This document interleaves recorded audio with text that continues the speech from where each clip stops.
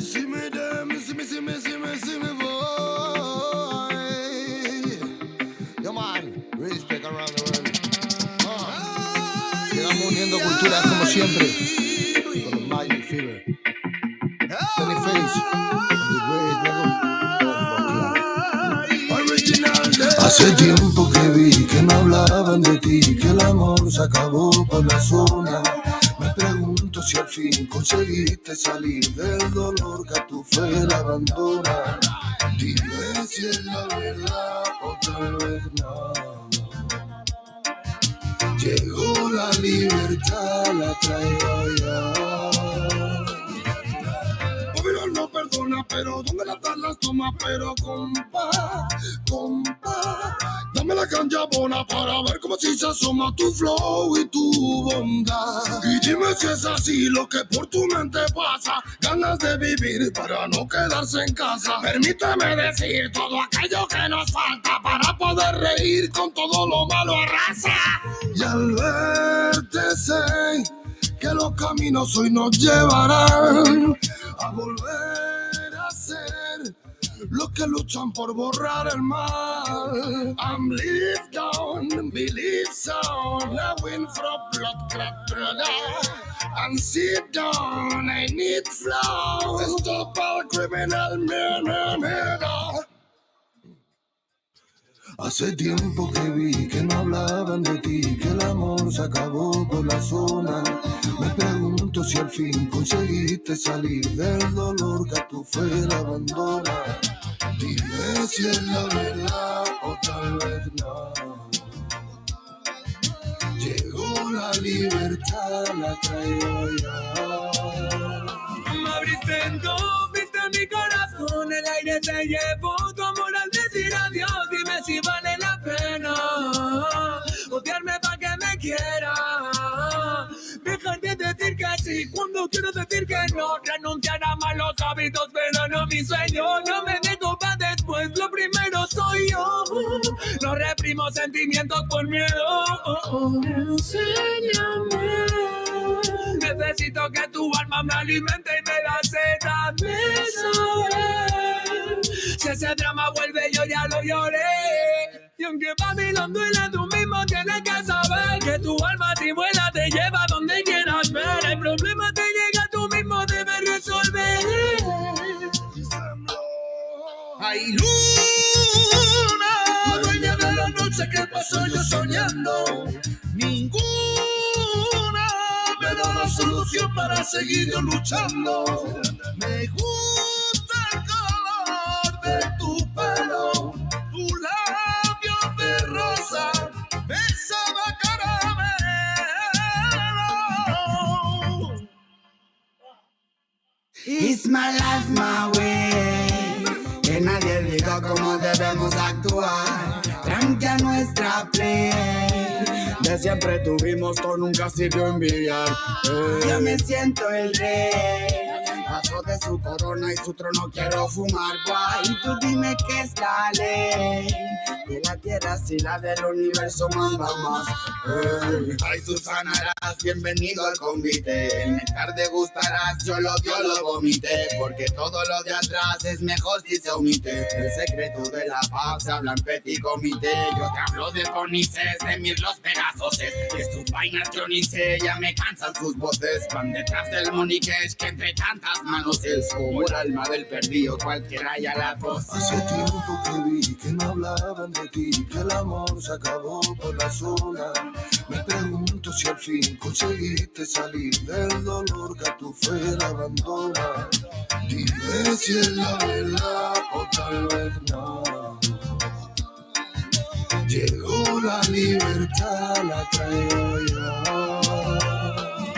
Hace tiempo que vi que no hablaban de ti, que el amor se acabó por la zona. Me pregunto si al fin conseguiste salir del dolor que a tu fe la abandona. Dime si es la verdad o tal vez no. Llegó la libertad, la traigo yo. Copyright disclaimer. This content does not belong to Bible Chronicles or claim this intellectual property. The content provided today has and always will belong to the content owner.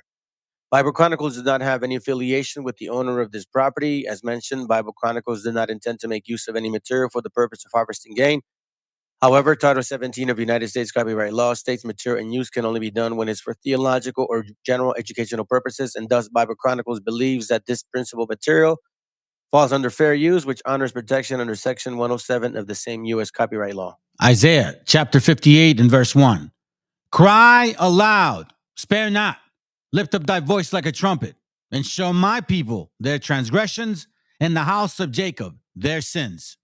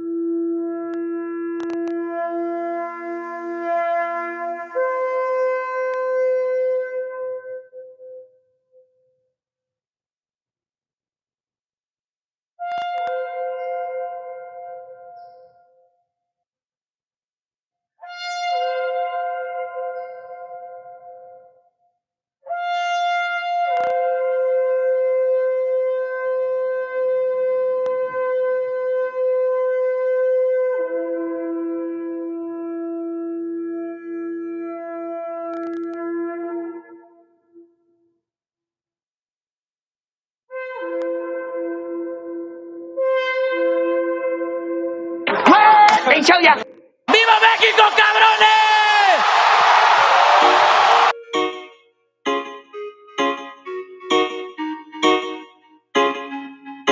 No hay tiempo para pensar si hoy queda más que reír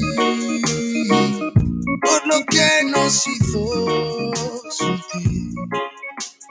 Si la intuición no te deja seguir, no te vayas a rendir. No te quiero ver sufrir. Búscate, escúchate, lucha, que mucha de tu fuerza nace de ti. Vas a ver que alimañas muerden tus entrañas, con sus artimañas extrañan tu fin. Sigue pues si tus pies tocan el suelo, el anzuelo no tira de ti. Grita fuerte si la vida te duele, que vuele el dolor, lo expulsamos de aquí. That me can go.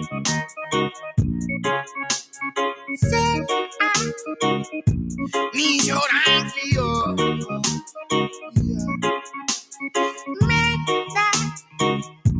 Dalo ella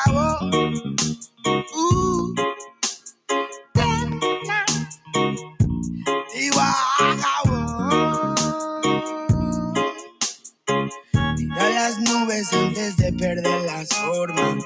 Sé la luz del sol cuando no lo puedas ver. Cierra su boca cuando te hablen de más normas. Todo lo mal montado se ha de romper. Aunque que tú te rompas no hará más que estorbar. Si es bajo el castigo y mando de Lucifer, en verdad tú sabrás con lo que te conformas. Y yo con el super amor traer. Hablan sin sentido y se enamoran, pero todo llega y solo te queda esperar. Pasan los segundos y las horas y sin darte cuenta todo vuelve a comenzar. Todo parece lógico en este mundo de plástico. Hay que ver la fe cómo se va perdiendo. Quizás me quede afónico de ser mi propio médico y crecer sin ser un hombre que va muriendo. Tal vez me estoy volviendo loco. Tal vez viviendo poco a poco. Got me so high, there's nobody low. You take me too high, there's no way to go. Así que let's go, vamos a bailar lento, sintiendo todos los movimientos de acá adentro. I won't let you down, thinking this moment of happiness right now, now, now, now. El alma del que se aleja cuando te quejas, te retrocede de atrás. No te pierdas, yo te perderás. Abre la puerta de tu portal, que te arrastra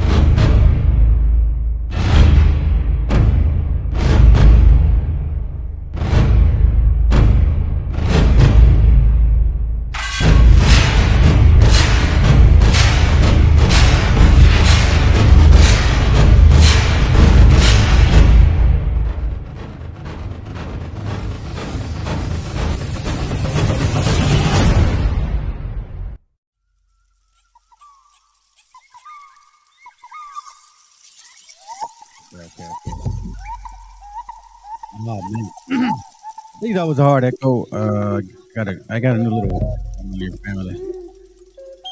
By the way, that's for the birds. Yo. I used to say that back in the day, bro. Back in the day, back when when I was growing up. It's like, yo, man, I can't find my glasses, by the way. And listen, happy to see you guys again. Sorry for not doing a class early in the morning. It is technically my Sabbath, and there was something I kind of want to take a break a little bit, and just meditate on this class because it's gonna get kind of. I'm gonna go scriptural today, fam. Okay, a lot of the other classes. Well, look. By the way, if there's an echo, you gotta let me know. Okay. I can hear an echo. I think.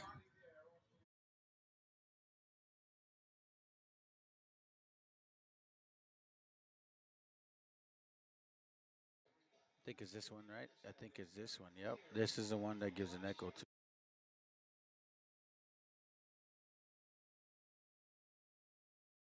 Testing 1, 2, 3. Okay. Well, whatever. All right. So let me just see who's here, bro. Let me just check before I get all into the class. Pedro, yo. The class begins. Yeah, man. Thank you very much. Thank you very much, family. All right, that's important. If the sounds are wacky, just let me know, okay? Uh, just let me know. When the class begins, let's all make sure to hit that like and subscribe button on there. Let's spread the word to our people. Shalom. Yeah, that's a good point. I did see that after. David's goat hair, Aaron's beard, milk for maidens, Mary's hair, flat nose. The hair part. That's the real catchy one. The hair part. Well, I was just doing some background sound. I don't really like this. Give me a second. The hair part, because in case you guys are not aware, certain people have certain hair that just beads off. They don't absorb hair. They can't absorb water or something to that effect. Where like for example, like my wife and my daughters, they all have like long hair. My wife has a lot of hair, but my daughters have long hair, and when they wet their hair, it does absorb water, and you could tell. It's like, they can whip me with whoosh. That can't happen to certain people. I'm just saying. So the brother's got a point. Brother's got a point. Post my comments, damn it. I want answers to this tier, right? And you know what? You're not the only one, bro. You're not the only one, technically. You are not the only one. Post my verses. Way to demand it, by the way. Way to demand it, bro. That's what I'm talking about, bro. Come on, man. You gotta come to this channel, bro. You gotta demand shit. You can't be asking me all nicely. I mean, you can, but you know what I mean? I'm joking, by the way. Don't be rude. Post my verse comments up there on the screen for all to see. I want them to explain, which is very true. Because a lot of you BHIs, and I say it that way now because I'm like, you give the Christians a very hard time, but there's a lot of questions y'all can't even ask. You can't even answer. Hey, by the way, real quick before I move on, I have now classes at 6 p.m. Watch tonight. Man, you gotta let us know some of that, bro. You gotta let us know some of those links of those classes that you may have, because we are trying to get the connection here. Okay, we're trying to connect our culture, our historia, where we come from. We're not trying to depend on other people, strangers from afar, telling us who we are. Okay, we don't want that. So man, bring it on, bro. We'd love. Hey man, to be honest, I'd like to learn. Okay, just be honest with you. I'd like to learn. Me personally. What we got here? Dr. Sevi, many more black doctors told black Africans to avoid dairy products. That throws Proverbs 27 out the window. Damn. Matter of fact, let's read it. I never said that. I don't think I've read that one, dude. It's a good one. It says, and thou shalt have goat's milk, enough for thy food, for the food of thy household, and for the maintenance of thy maidens. Hey man, that's a heavy one right there. Here goes. 小叶山前，小叶山前，来比小叶，小叶山前，来比小叶山前。 Because I'm always like, let me show you something, right? But it's true. Now, I'll be the first one to tell you, man, I don't like goat milk, goat nothing, man. I don't like that gamey taste, bro. My mom and I get it from my mom. My whole family loves it. My wife, my kids, man. I just, for some reason, I can taste that damn thing, man. It's horrible. But I know what you mean. They can't. It's like against, I don't know, their digestive system or something. Yeah, by the way, what time's your time zone, bro? That's a good question. It's 5 o'clock. I'm assuming he's probably middle. You know, I actually responded to a post you made, bro. So let me check this out. Since we're connecting here, let's do this, man. And brother, All Will Be Revealed has a Discord connection that we can go on independently. No obligations, no charges whatsoever. I'm not gonna be the one to tell you that I'm A all the time. I'm not. Okay, I'm not gonna lie. But it's a good way to connect. We do post. I post random. Other brothers post a lot more things. So All Will Be Revealed, bro. You should post your email, like, you know, general, and then we'll go from there. All right. So now, let's begin, man. Class is called "Decolonize the Lies." Now, every now and then we have a couple strangers from afar that come to this channel and try to tell us, or at least me, but I think they tell us, you know what I mean? Because they tell me, they tell all of us. Because I'm, in a sense, showing you that we don't know shit. We don't know nothing. Put the Bible down. It's our book, yada, yada, yada. We're Mongols, all of that, you know, all that shenanigans. And I'm not going to sit here and tell you, like, I know the Bible, the book. Man, it's a thick book, bro. And on top of the fact that we actually have lost the original translation, which is why kind of, you know, segues back to brother right here. We are trying to connect our roots back to who we are. According to the Bible, not according to what people tell us, not according to what you assume, not according to what Black Hebrew Israelites or whatever you guys want to call yourselves, you know what I'm saying? Not according to what you guys think. No. We got it. We're not dumb like you think we are. And somebody had to basically speak up about that. So the hell with you, mofos. Stop calling us silly dogs and shit like that, because wisdom comes from above. Wisdom comes from above. Proverbs 2:2, it says, so that thou incline thine ear unto wisdom and apply thine heart to understanding. I'm not going to sit here and listen to your understanding, stranger from afar. Now that the Most High has woken me up, because whether you believe it or not, that's exactly what happened. I know that to you Christians, that's like speaking in tongues and shit. No, it's not what it means. It literally does happen. But there's a process. There's a process. And throughout the whole scriptures, which is our book, okay, it has given us wisdom. And it says ear, and it says eyes, and it says apply, and it says heart, and it says understanding. But see, for you that assume you are of the book, hopefully you are. But you that assume and you're not, you will never see what we see or what I see. And my job is to share my people, share with them what I see. Not for me to keep it. No, not at all. So if you happen to get some crumbs along the way, well, so be it. Because technically we were all supposed to keep the commandments of God. So again, I'm going to take you through a journey. And I'm going to share with you how we are so far behind in regards to understanding and how clear things are. So nobody really has the right to say, like the scripture said, hey, Jesus is over here, or the Messiah is here, or the word of God is here. No, nobody should be saying that. However, it does require independent work. We'll show you. I will show you, my friends. Again, Proverbs 2:2. So that thou incline thine ear unto wisdom. Meaning, if thou incline, could be gives a breakdown of thou. Look up some words. Because I know RAZA don't be like, I mean, we don't like to be looking up words, bro. Y'all getting lazy. But that's not our job anymore, man. You guys were not meant for this. You see, the problem with before was we were not getting the correct spiritual food. As we kept reading about so-called our history in the Bible and who brought it to us and our Christians first and BHIs after, it was always stale. There was always something missing that we couldn't put our finger on. But it's like, man, it just doesn't. It resonates, but it doesn't resonate, you know? And I remember in these first walks of mine, when I first initially was at least, I don't know, call it whatever, woken up, whatnot. Link first getting a server. Oh, okay. Yeah. Oh, you work on that. I don't know what that means. You know, as he so-called calls you, wakes you up, whatever, sleeper cell, I don't know, whatever you guys want to call it. There are things in your path that are occurring that are technically, like, when you look back, you're like, oh, that's why you did that. Yeah, for real.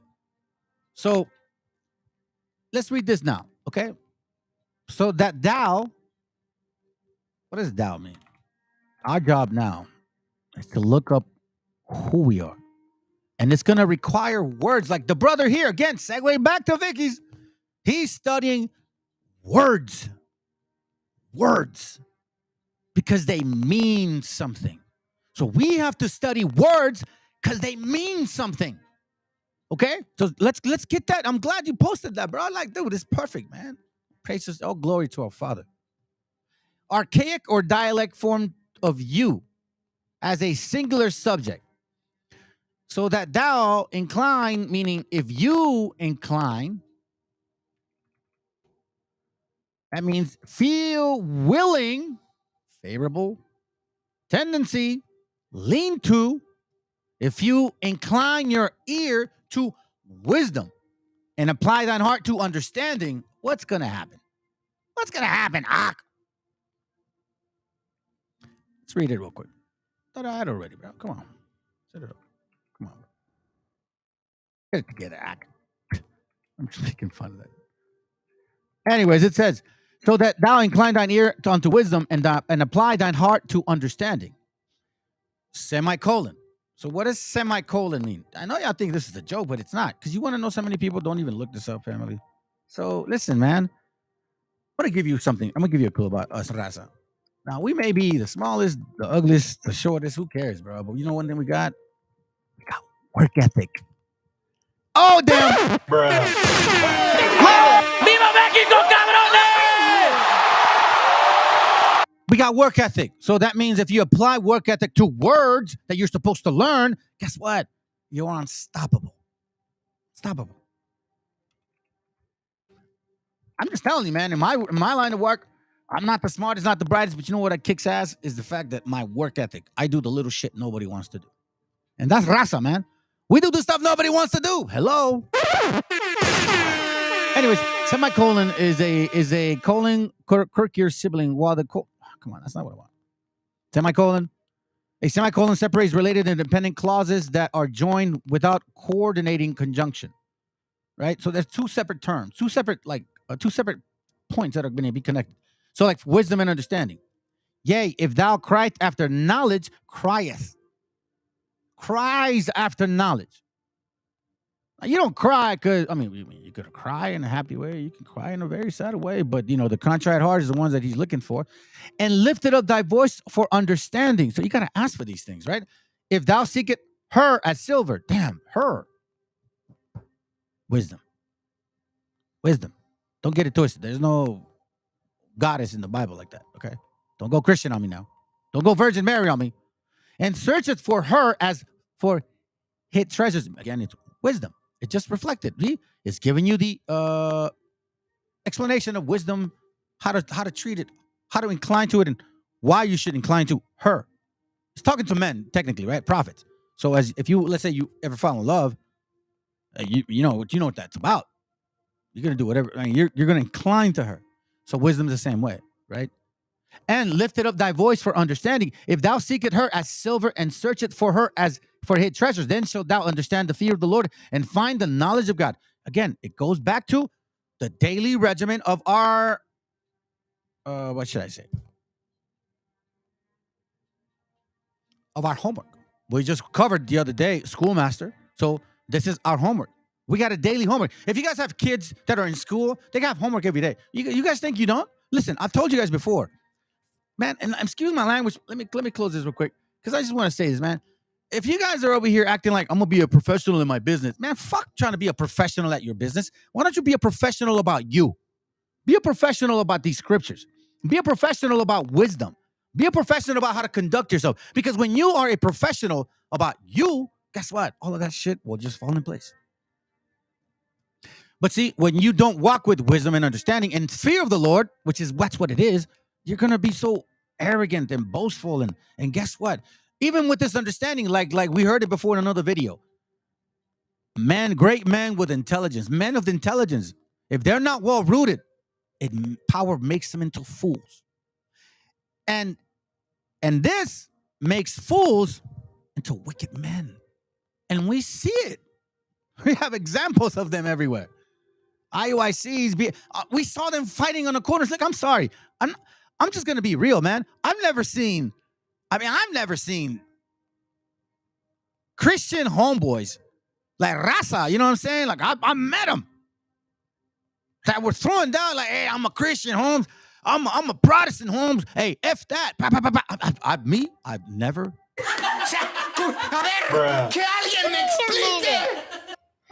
are you? Me personally never seen it, so I don't. Maybe I'm imagining things and shit. You know what I'm saying? I don't know. But anyways, yea, if thou criest after knowledge and lifted up thy voice for understanding, if thou seeketh her as silver. Now I'm going to tell you something. Silver is not an easy thing to find.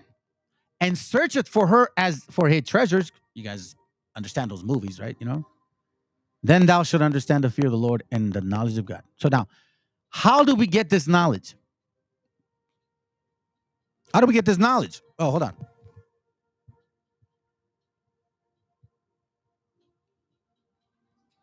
A little blur. It's even worse, man. Damn.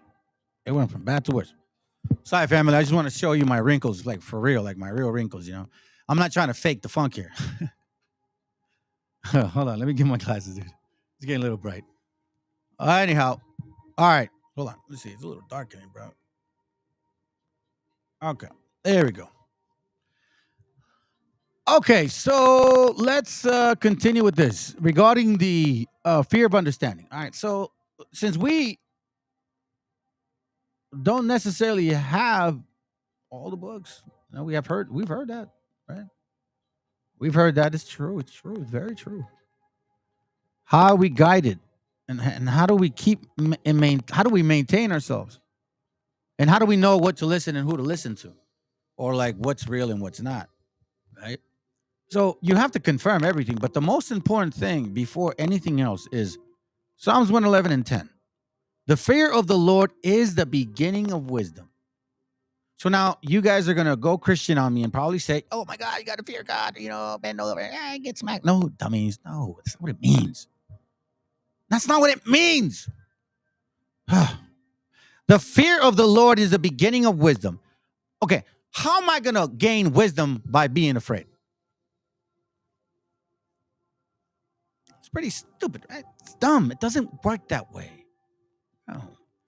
You see, family, let's look up some words. Let's go to... I need to get a song like that, like a kid song. Ding, ding, ding, ding. Let's look up some words. I'm having fun. I rather enjoy learning, family. I'm not kidding you. I never did. Matter of fact, I'm gonna show you. I'm gonna look at my I'm gonna try to look up for my transcripts and I'm gonna show you my GPA. I'm gonna show you my GPA. Y'all need to see these things because you won't believe it. You'll think I'm joking. Oh man, I love my GPA. And then my record. So you'll know that I'm not some agent. I'm not hiding with nobody's. No, man, I'm telling you, when the Most High does what he does, it's beautiful and it's self-manifested. That's what I say. It is great, man. I mean, I'm telling you, when you actually can smile about learning words that pertain to your history, bro. Like the brother, again, segue back to this. Listen, I'll watch this class later because I'm about to study my Nahuatl. Bro, he's excited to go learn. That's what y'all got to be like, bro. It's our beautiful history right here. You should love it and yearn it. For God's sakes, you got Wobbles trying to take it. They really want to be you guys. As much as they want to be. I was going to include them in this, but I'm like, it's not even worth it. It's really not. All right, what word am I looking up? I almost forgot. Oh, that's right, fear. Fear. The word fear. So what does word fear mean? There's a couple definitions of the word fear. An unpleasant, often strong emotion caused by anticipation or awareness, an assistance of this emotion, a state marked by this emotion, anxious concern, profound reverence. That right there. Profound reverence. Okay. So, look, listen. I love my father, and I never really had a great relationship with him. I learned a lot about that, and now I apply it with my children. So, even if I didn't get along with my father, I still feared him, but it wasn't like a fear, like, I'm scared. No, it was like, he was my father, man. Like, I was like, that's my dad. You know what I'm saying? And I tried to do as best as I could to listen to him. I just was very rebellious, you know?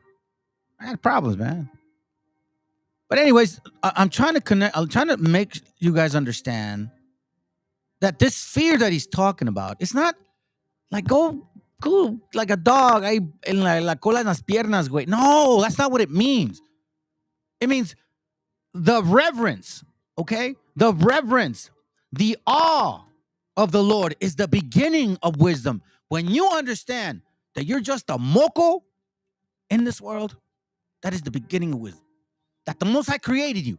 Matter of fact, I'm going to show this. I'm going to tell you right now, family. People in AA, in these Alcoholic Anonymous or Narcotics Anonymous rooms, they have more of a chance to, I don't know, for God to hear them than Christians in damn Christian rooms. I'm going to tell you that right now.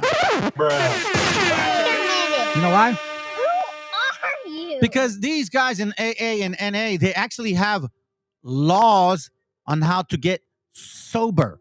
You cannot get sober without the laws that they provided you, and you cannot get sober without the spiritual awakening of the laws. Oh my God, you Christians are so funny. You're so far from God, man, and so close to the devil. And BHI, y'all even worse. I'm not even. You got your own people confused. They're like left and right. You got wobbles, you got comedics, you got BHIs, you got Africans, you got African, you got Americans, you got Republicans. Y'all even all over the place. No wonder you want some of this.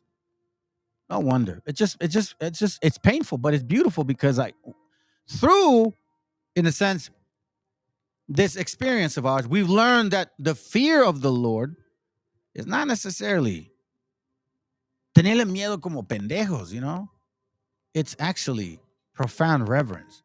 So when you have a profound reverence of somebody, for example, our Creator, right? You are going to be more than willing to do what He's asking you to do. You are going to be more than willing to put yourself through specific tasks that only you are willing to do because you have Him as a reverence. You're not afraid. Because there's people that you're afraid of. I mean, not necessarily me, but from society, you're afraid of people and you do things out of fear. Like, okay, for court. Yeah, okay, I was afraid of court. Shit. I did shit out of fear, not out of reverence. But see, I do these things out of reverence. So since we had our asses whooped, and that's not a bad word, by the way, it's in the Bible. Let's go through what is the wisdom that the Most High is requiring. Okay. Sirach 6:23 says, "Give ear, my son, receive my advice, and refuse not my counsel." Now, this doesn't say receive my advice, moi, and then listen. No. It says the scriptures. Receive my advice, and refuse not my counsel. And put thy fetters in thy neck, into her chain. Like, what? What the hell are fetters? That's why, family, I learn to learn. Watch this. 林少爷，少爷上天，少爷上天，林少爷，少爷上天，妈咪少爷上天。 Let me show you something, family. Fetters means a chain or shackles for the feet. something that confines, restraint. That's why, hey, here, excuse me. That's why you Christians that say the laws are done away with, and I'm going to give you some examples of how confusing that is. It cannot work that way. Okay? Put thy feet into her fetters. Remember, her is wisdom, right? And thy neck into her chains, right? Okay. Put thy feet into her fetters, meaning shackles, meaning discipline. Discipline. And thy neck into her chains. Bow down thy shoulder and bear her. What? The discipline of the Most High, because that is what gives you wisdom. And be not grieved with her bonds. Come unto her with thy whole heart. Be sincere. We read earlier certain things that were required. Proverbs 2:2. It said it earlier. Come unto her with thy whole heart and keep her ways with all thy power. Again, it says her. Search and seek, and she shall be made known unto thee. Remember, you got the shackles this whole time. You got feathers on you. If you guys ever been to jail, you know what? Let me tell you something, family. It's kind of sad right now. It's depressing. Not depressing, but I feel for you guys because there were several people watching this, right? And maybe the enemy came in trying to see what enemy documents I have on them. So since I'm not bringing out enemy documents on them right now, they just skedaddled. Half of them, right? So I'd like to really share with y'all how people are watching you and they're watching what you're learning. So it is imperative. Look up that word. To continue to learn. It says, then shall her, for the search and seek daily. That's why Paul said, examine yourselves daily.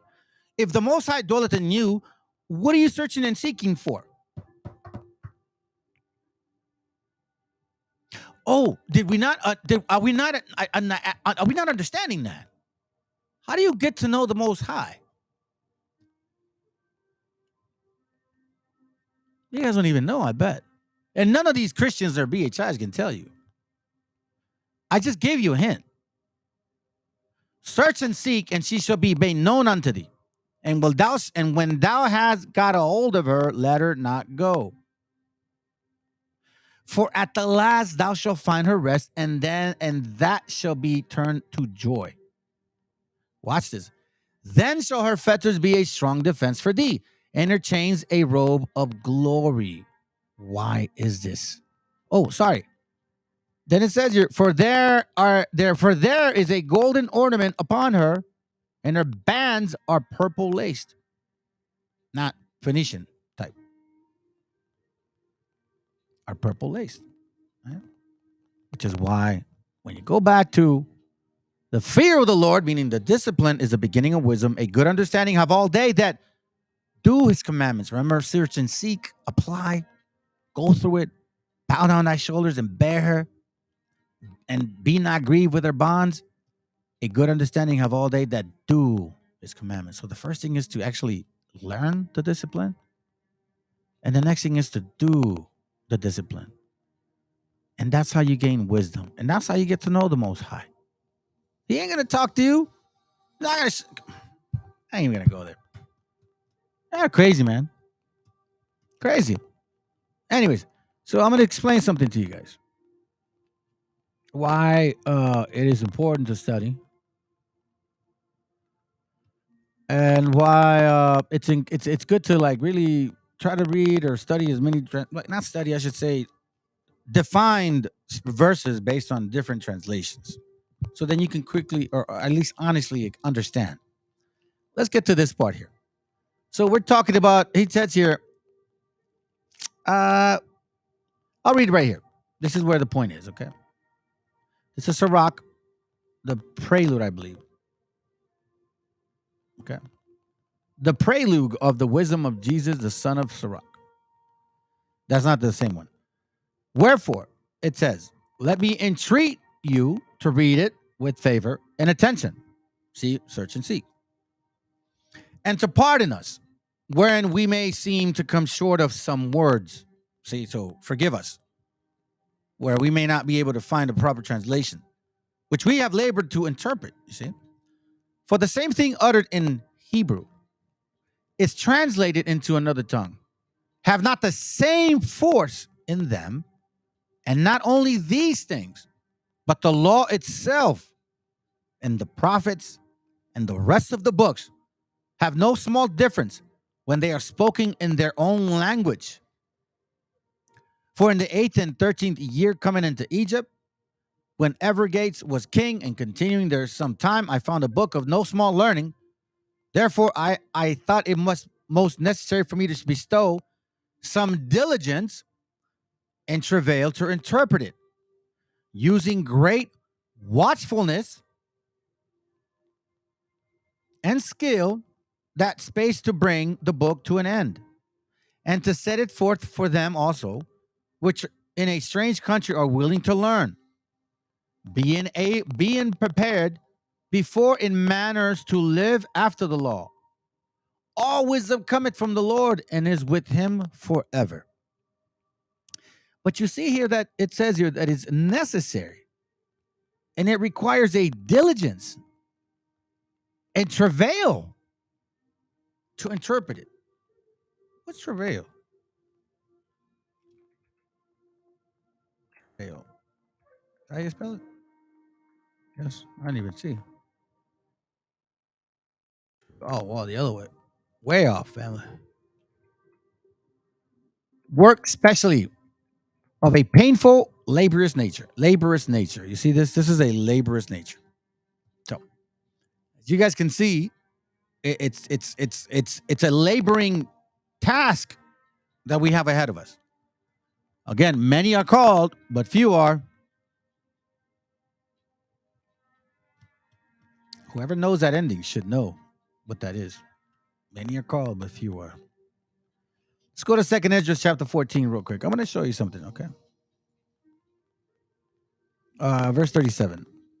Just real quick. It says here, so I took the 5 men, this is Ezra speaking, and he commanded me, and he went into the field and remained there. And the next day, behold, a voice called me, saying, Ezra, open thy mouth, and drink that I give thee to drink. Then opened I my mouth, and behold, he reached me a full cup, which was full as if it were with water, but the color of it was like fire. And I took it and drank it. And when I had drunk of it, my heart uttered understanding, and wisdom grew in my breast, for my spirit strengthened my memory.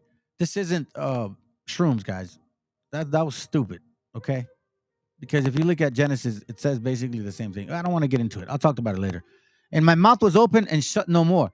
And the highest gave understanding unto 5 men, and they wrote the wonderful visions of the night that were told, which they knew not. And they sat 40 days and they wrote in the day, and at night they ate bread. As for me, I spake in the day, and I held not my tongue by night. In 40 days they wrote 240 books.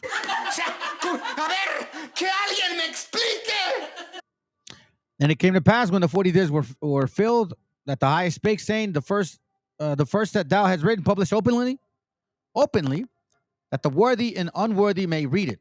That's why we hear about the Meshiach speaking in parables. But keep the 70 last, that thou mayest deliver them only to such as be wise among the people. For in them is the spring of understanding, the fountain of wisdom, and the stream of knowledge. And I did so. So we're talking about several books. Okay. But that's not all. Folks.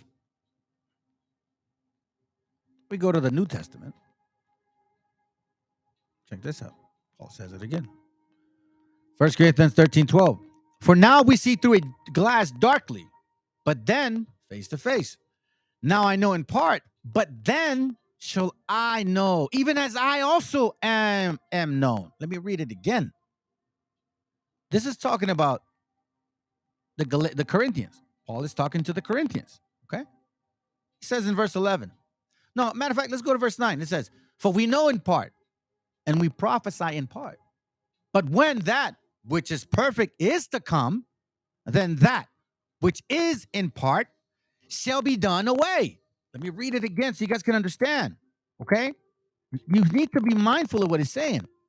For we know in part, and we prophesy in part.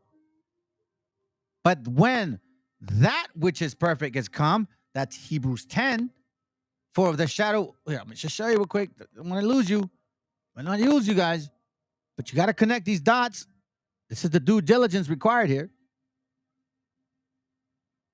For the law, Hebrews 10, for the law having a shadow of good things to come, and not the very image of the things. For the law having a shadow of the good things to come. I think it's in chapter 8, if I'm mistaken.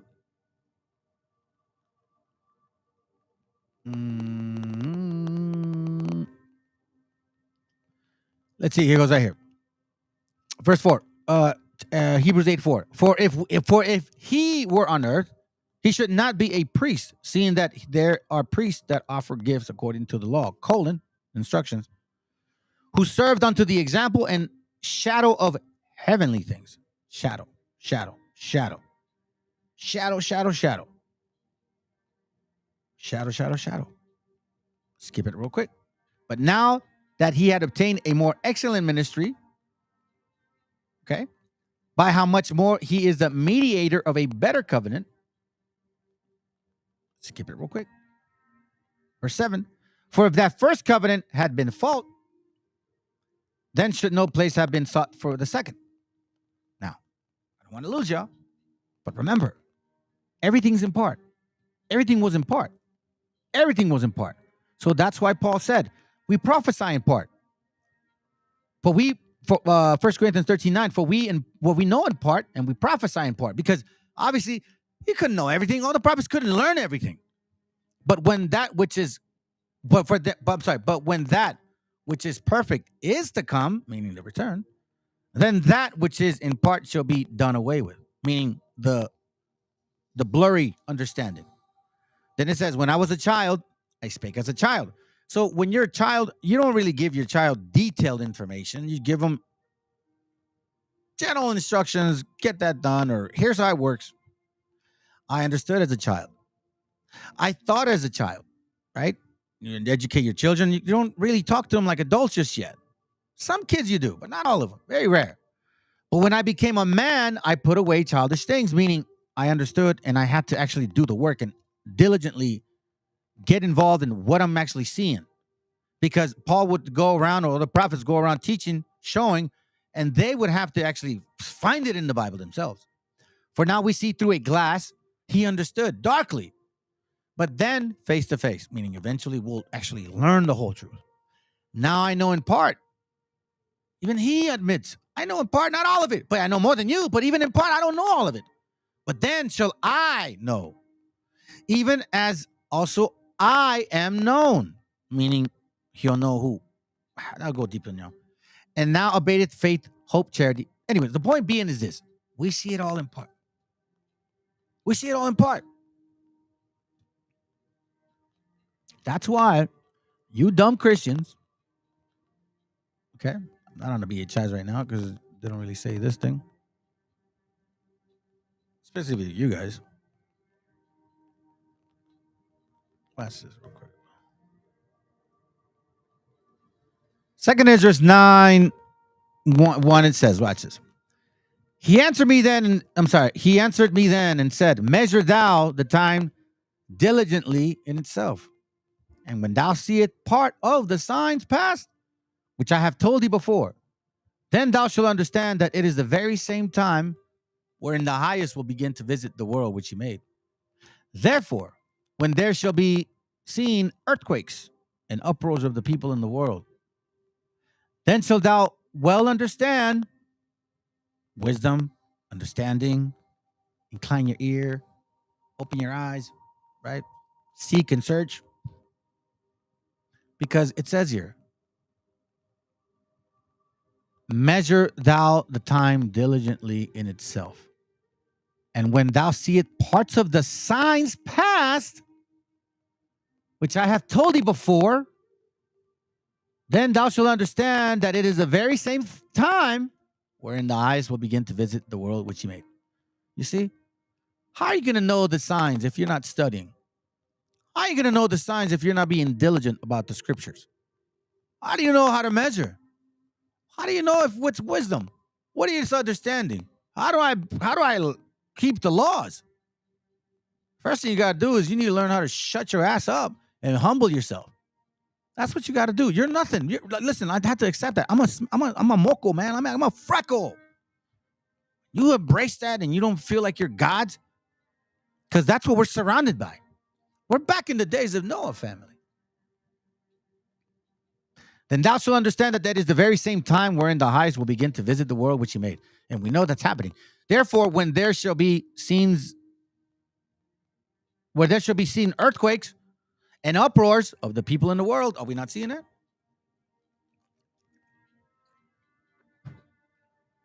Even though Paul said, we see in part, we prophesy in part, but we get enough understanding.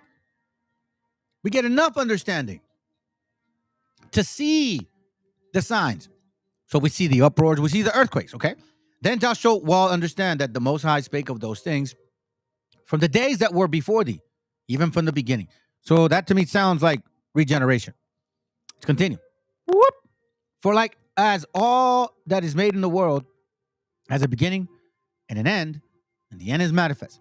Even so the times also of the highest have plain beginnings and wonders and powerful works and endings and effects and signs. And everyone that shall be saved and shall be able to escape by his works and by faith, whereby ye have believed.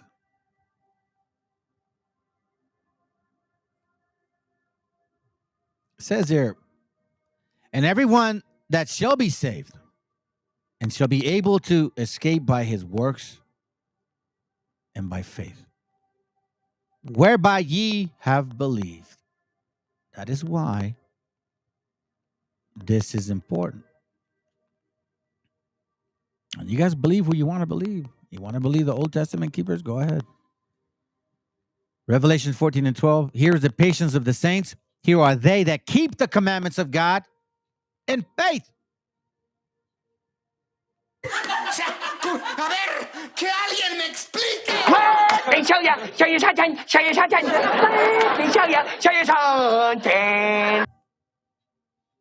Here is the patience of the saints.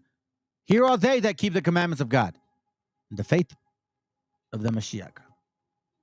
And everyone that shall be saved and shall be able to escape by his works and by faith, whereby ye have believed. That's 2nd Ezra, chapter 9, verse 7. Even in the Apocrypha, it talks about that. And even in Genesis, it mentions that Noah had grace.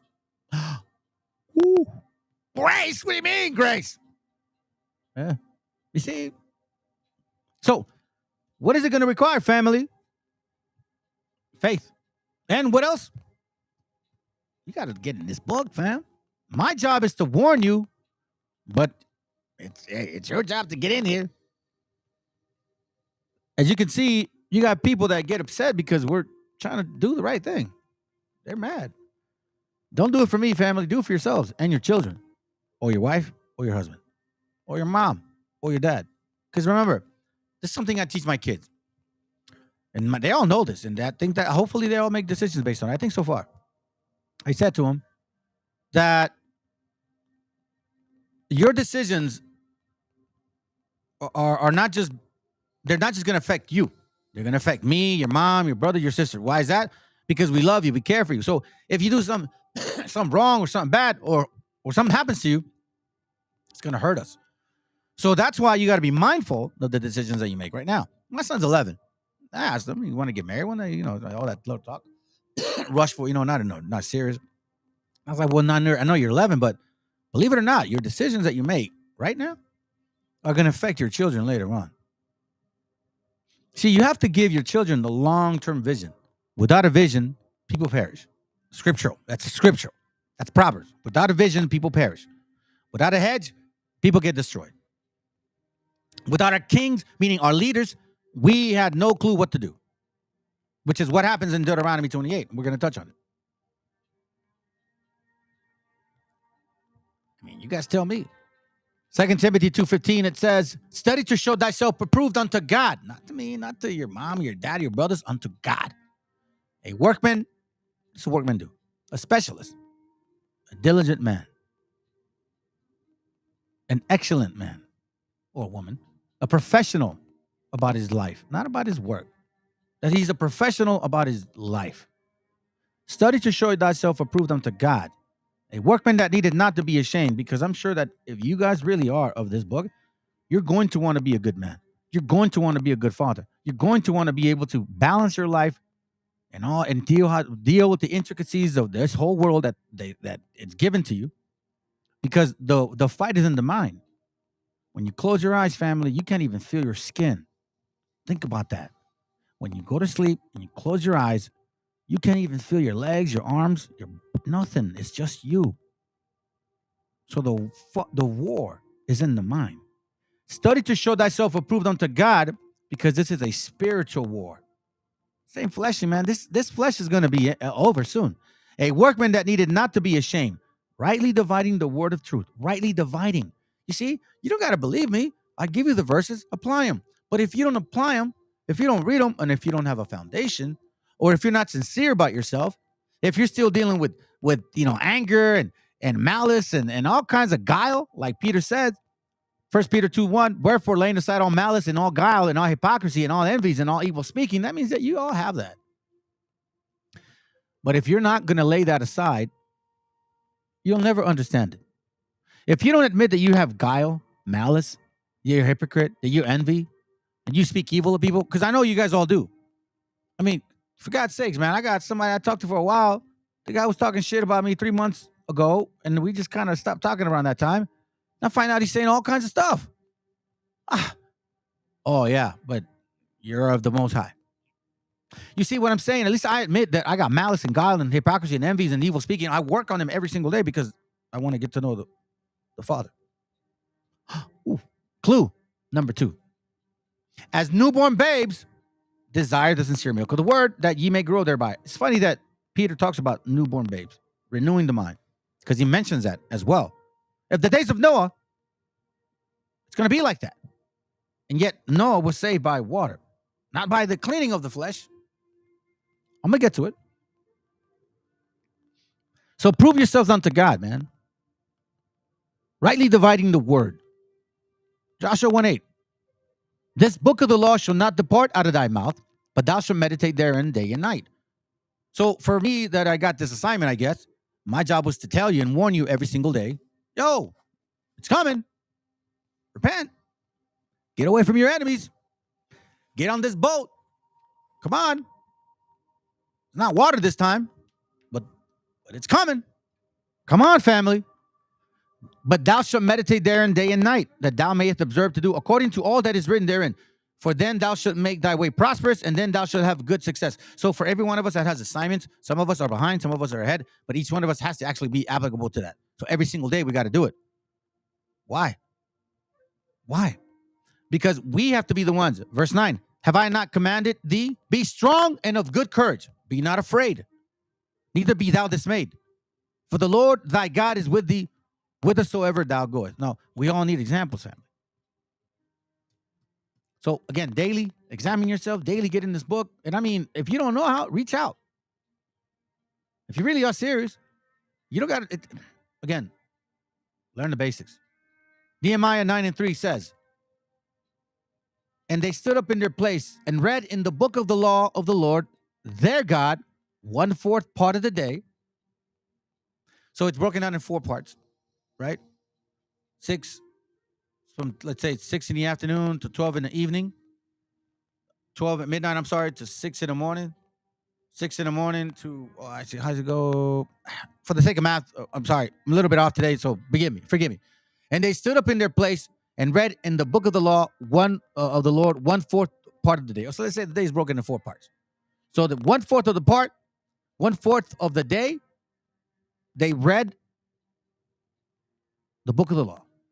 Another 4th part, they confessed to the Most High, not to your padre's way, and worship the Lord their God. So as you can see, you better pretty much have the Most High on your mind almost 24/7, if not 24/7, because that's how we guard our mind. Remember, it says the helmet of salvation. The fight is in the mind. Now, again, we talked about, where am I going with this? Because we talked about a bunch of different things, right? One of the things that I had talked about, or that I showed you earlier, was the fact that we got a lot of books to read, or we got a lot of material that we don't have access to. So I am touching on some of these materials. So I'm going to show you how some of these things are confirming. But again, I'm going through the process of these books. So I'm going to kind of take you through how I go about things, right? Just a little bit. So we're going to touch on Genesis 5:19, okay? It says, and Jared lived after he begat Enoch 800 years and begat sons and daughters. Verse 21, and Enoch lived 65 years. Verse 22, and Enoch walked with God after he begat Methuselah. Verse 23, and all days of Enoch were 365 years. So now we hear this book of Enoch. We hear this book of Enoch, right? Okay. Now another word that we hear about is jubilees. We hear jubilees, and there's several verses that mention jubilees. I'll give you one right now. And it's not necessarily like, I'll look it up right now. I'll show you what jubilees means, so you can see. Verse 36. Where you at?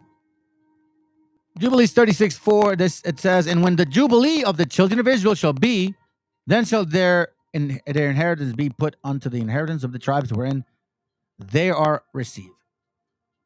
So shall their inheritance be taken away from the inheritance of the tribes of their fathers. That's the point. Point is jubilees. What does jubilees mean?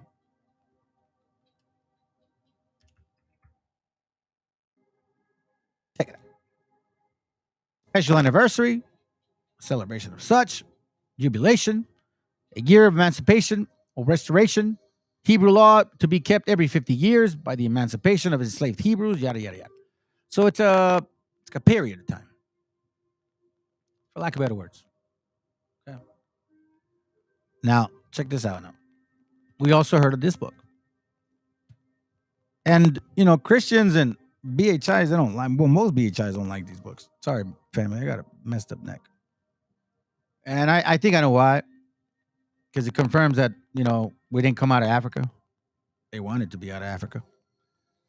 And I got a question earlier today, or 5 hours ago, or 6 something. I barely answered it.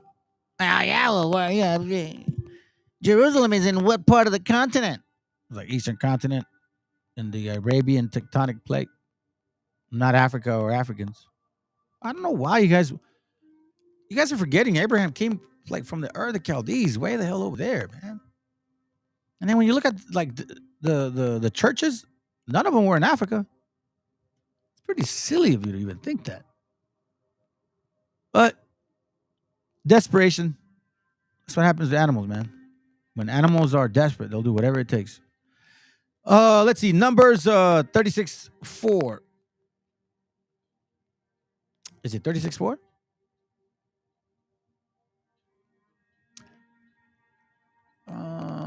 No, man. Come on. Did you write it around? Hold on a second, family. 36. 36. No wonder. So I went to Joshua. Where did I go to Joshua? Oh, Joshua 13. That's right, Joshua. My bad, man. Okay, here we go. Okay, so it says, and the sun stood still, and the moon stayed, until the people have avenged themselves upon their enemies. Is it not this written in the book of Joshua? So the sun stood still in the midst of heaven, and hastened not to go down about a whole day. So here, this is where, y'all can also confirm that the earth doesn't revolve around the sun, because you can see here that Joshua tells the sun to stop and the moon to hold. Now, some people say this is a flat earth topic because, you're going like this, right? Some people are like cycles like that. That's not the point right now. The point being is that the earth does not evolve around the sun. Okay? Get that right. That's fake science. Unless you don't believe it. Christians, stop. Oh my God, you guys are all over the place. So the sun stood still in the midst of heaven, and hastened not to go down about a whole day. Is it not written in the book of Joshua? So it's mentioned. Samuel says it too. Check this out. 2 Samuel. Chapter 1. It reads, Also he bade them teach the children of Judah the use of the bow. Behold, it is written in the book of Joshua. So Joshua is, guess what's up with this Joshua, man? What's the question with Joshua, bro? You know what I mean? What's the question with Jasher? Well, I've been looking at these books, and I'll tell you this. I'll go as far as to show you this part. So remember, we know in part. So we prophesy in part. So let's confirm these books, at least at the beginning, because it's showing that it's true. That it did happen. And that it's going to happen again, but not with water. Genesis 6:1 says, and it came to pass when men began to multiply in the face of the earth, and daughters were born unto them, that the sons of God saw the daughters of men, that they were fair, and they took them wives of the which they chose. And the Lord said, my spirit shall not always strive with man, for that he also is flesh, yet his days shall be 120 years. Funny that it says that, dude, because also I think it's in Enoch. I don't know if I'm gonna read it today or Jasher. That actually no, it's clear. 120 days, right, of your life. You know, it's 120 days of rain, 4 months. Anyways, moving on. There were giants in the earth in those days, and also after that, when the sons of God came into the daughters of men, and they bare children to them, and the same became mighty men, which were of old, men of renown. Now, some people say that they were actual angels, and some people say they were humans. You know, that's not my concern right now. This is my point. And God saw that the wickedness of man was great in the earth, and that every imagination of the thoughts of his heart was only evil continually. And it repented that the Lord that he had made man on the earth. Now, the point being is that they went wicked, right? They went wicked. But check this out. Hey, Old Testament keepers. Verse 8. But Noah found grace in the eyes of the Lord.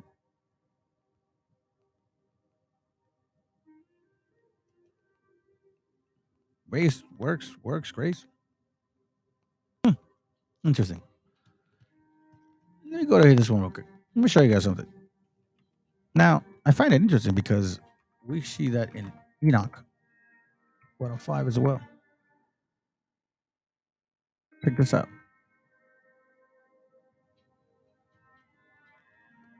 It says here.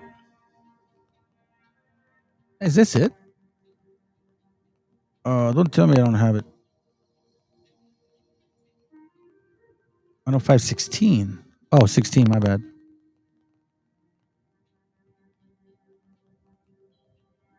Here it goes right here. Let me magnify this family. It says here. And his posterity shall beget on the earth giants, and not spiritual, but carnal. Upon the earth shall a great punishment be inflicted, and it shall be washed from all corruption. Now therefore inform thy son Lamech that he who is born is his child in truth, and he shall call his name Noah, for he shall be to you a survivor. I believe he also called him a servant in the Genesis one. He and his children shall be saved from the corruption which shall take place in the world, from all the sin and from all the iniquity which shall be consummated in the earth in his days. Afterwards, all greater impurity take place. Afterwards, shall greater impiety take place than that which had been before consummated on the earth. For I am acquainted with holy mysteries, which the Lord himself has discovered and explained to me, and which I have read in the tablets of heaven. And then I saw it written that generation after generation shall transgress, until a righteous race shall rise, until transgression and crime perish from off the earth, until all goodness come upon it. That's interesting. Every good tree brings forth good fruit. He picks certain men to, in a sense, repopulate the earth. Right? Now, we also mentioned Jasher. You know, talks about Jasher. Check this out. Jasher 5. Look what Jasher 5 says. We're talking about people bugging out, man. Jasher 5:9. Is it 5:9? Yeah, it says this. This is why I do what I do, family. And Noah and Methuselah. Oh, I'm sorry. This is Jasher chapter 5, verse 9, I believe. And Noah and Methuselah spoke all the words of the Lord to the sons of men, day after day, constantly speaking to them. If you guys have been watching this channel, I've been doing this day after day, fam. But the sons of men would not hearken to them, nor incline their ears to their words, and they were stiff-necked. Watch this.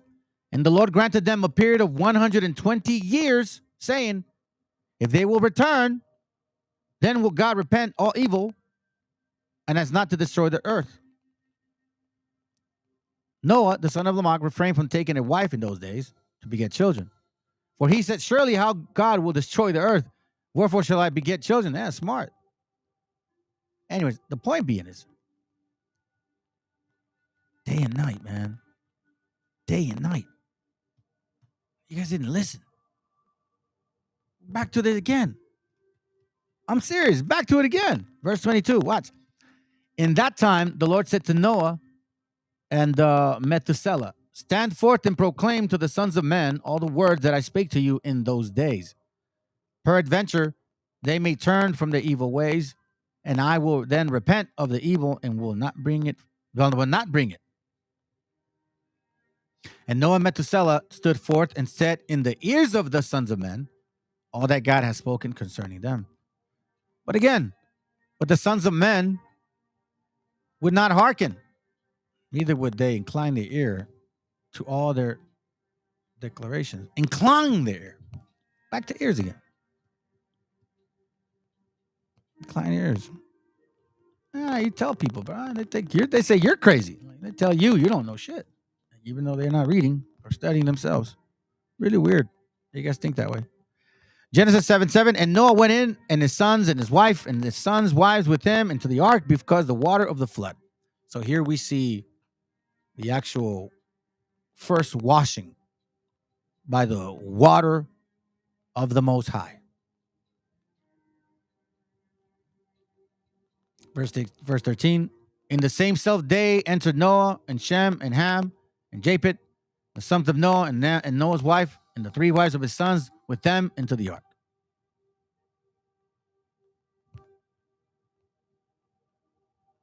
So they get a chance again.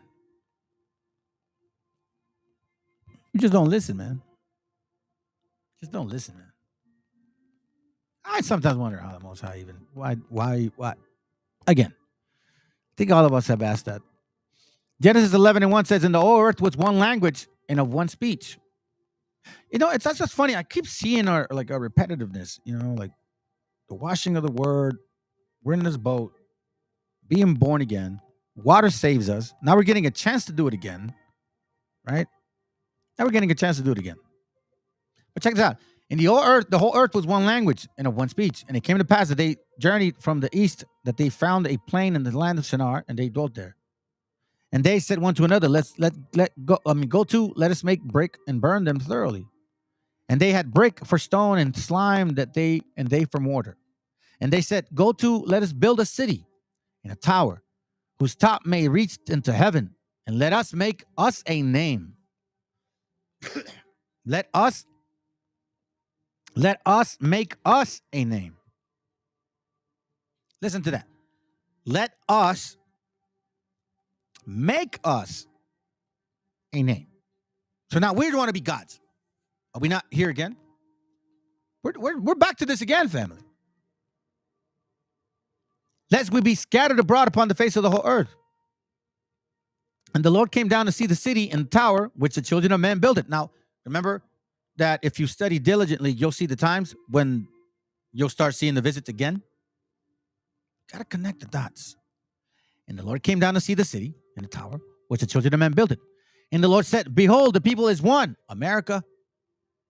And they have one language. Don't they all want to assimilate? And this they began to do. And now nothing will be restrained from them, which they have imagined to do. If you guys seen the movie Apocalypto, Do you remember that scene? So the old man telling the story. This one. Or this one. I'm not going to show it, but just listen.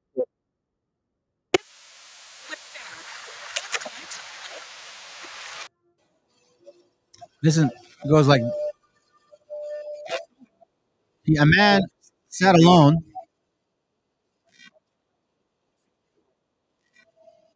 A man sat alone. Check this out. This is interesting. Okay. A man sat alone, drenched in deep sadness.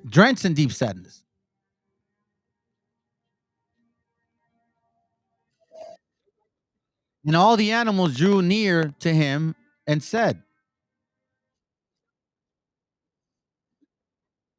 "We do not like to see you sad.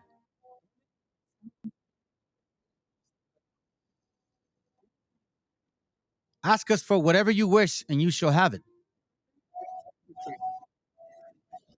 And the man said, "I want to have a good sight." The vulture replied, "You shall have mine."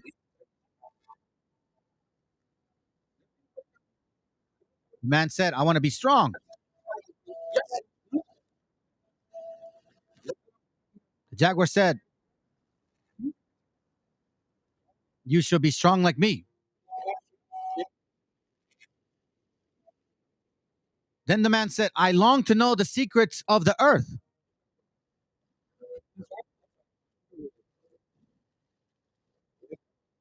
The serpent replied, "I will show them to you."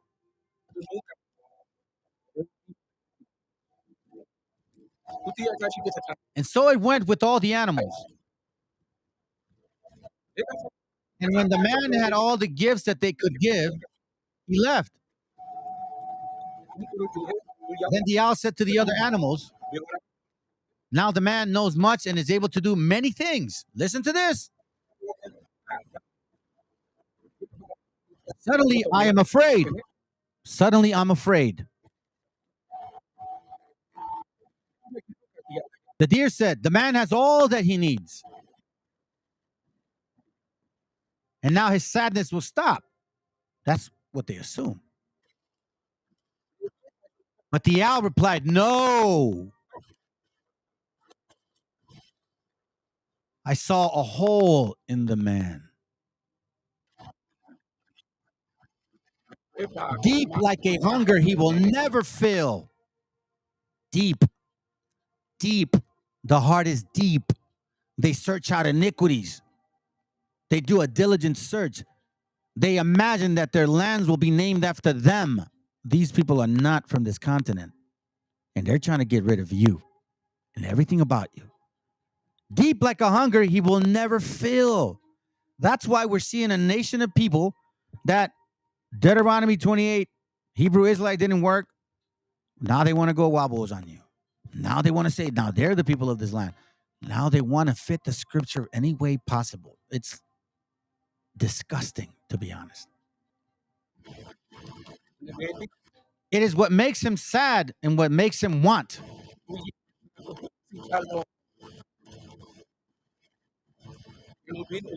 He will go on taking and taking until one day the world will say, "Ya estuvo, güey. I am no more. I have nothing left to give."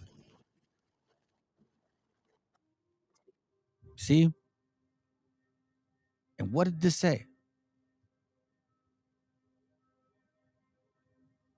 It says here, "And the Lord said, Behold, the people is one, and they all have one language. And this they began to do. And now nothing will be restrained from them, which they have imagined to do." You see, a particular nation of people is going to be like this, family. They're not going to know how to balance themselves. They're not going to know how to deal with the land, live according to our people. They're not going to understand that. That's why they're hypocritical, and we see these things going on. These Christians, Republicans, Democrats, BHIs, Wobbles, all of you guys, none of you are from this continent, but yet you have the nerve to tell us who we are, who we're not, to get the out of here, that we're illegals. but you're a Christian and you say you understand and know the Bible. You don't know it because you're literally doing the opposite of what you say you are. What we do know is you have imagined all kinds of things. Then it says, let me read verse 6 and 7. And the Lord said, behold, the people is one, and they have all one language. And this they began to do, and now nothing will be restrained from them, which they have imagined to do. Go to, let us go down, and there confound their language.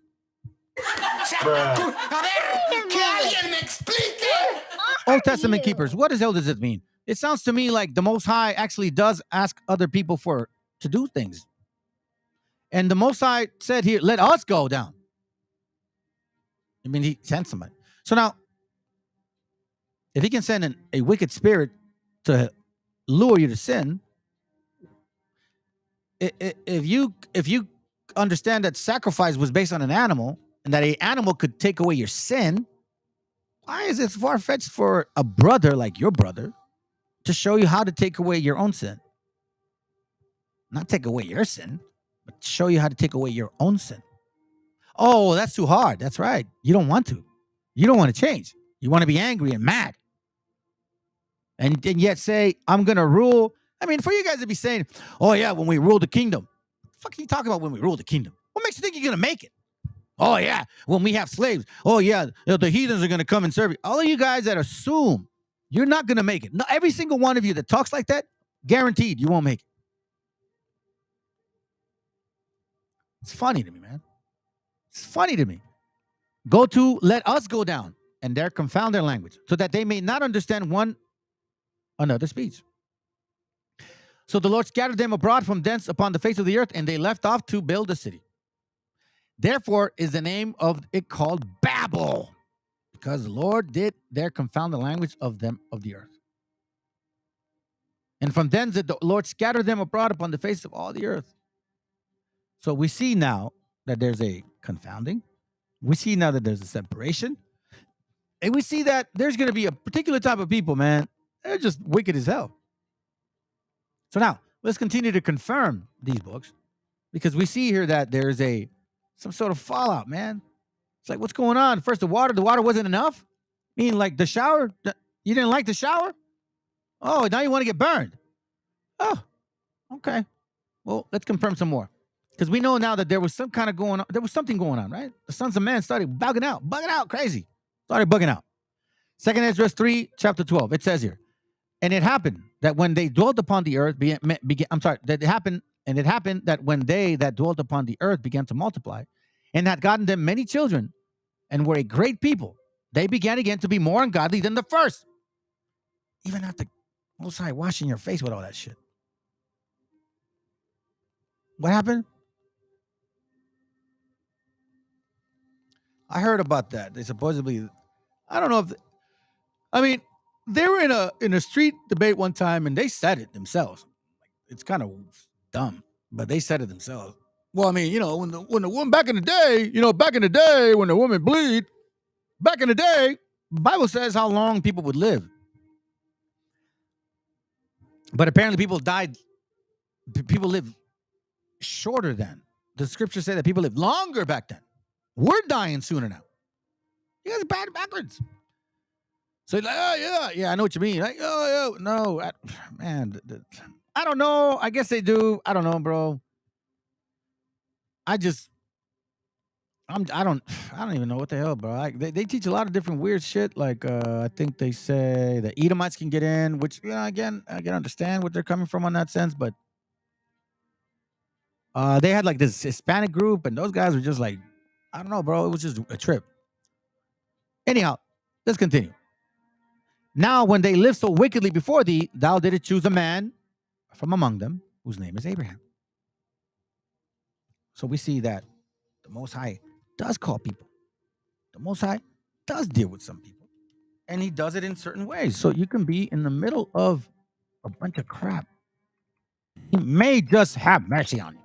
He may just say, listen, I like a kid, for lack of better words. I like you, kid. Let me show you something real quick. So we see here at Jubilees, it talks about the same thing. Right? I'm just confirming. These books do have some some credence to him. Okay? In Jubilees 10:11, this is an extended version here. So I'm not going to read it because it's going to take a while. But it shows how here it goes right here. Here it goes. Jubilees, I believe it's Jubilees 11:3. And the sons of Noah began to war on each other, and to take captive, and to slay each other, and to shed the blood of men on earth, and to eat blood, and to build strong cities. And the walls and towers and individuals began to exalt themselves above the nation. Ooh, better watch your back.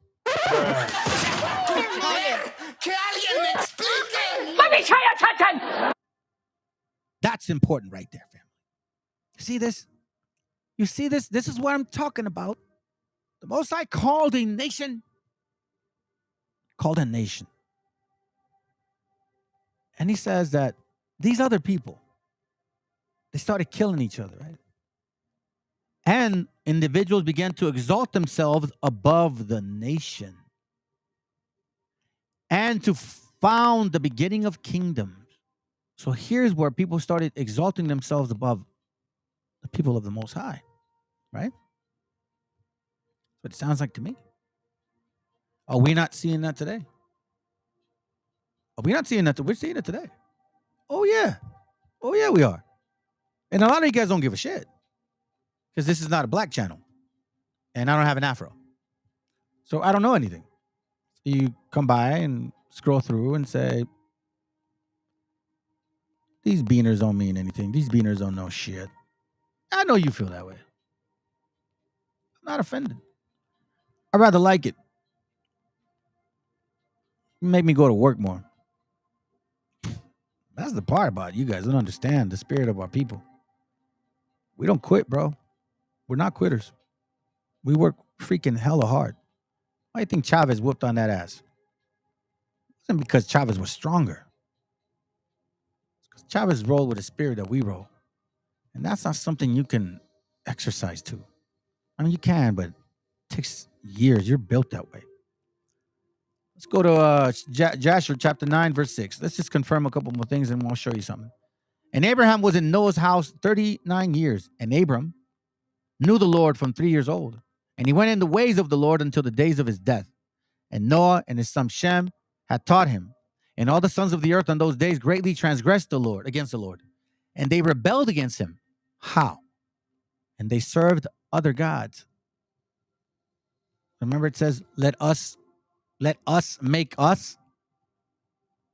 And they forgot the Lord who created them in the earth. And the inhabitants of the earth made unto themselves at that time, every man his God. Gods of wood and stone, which could neither speak nor hear nor deliver. And the sons of men served them, and they became their gods. You see?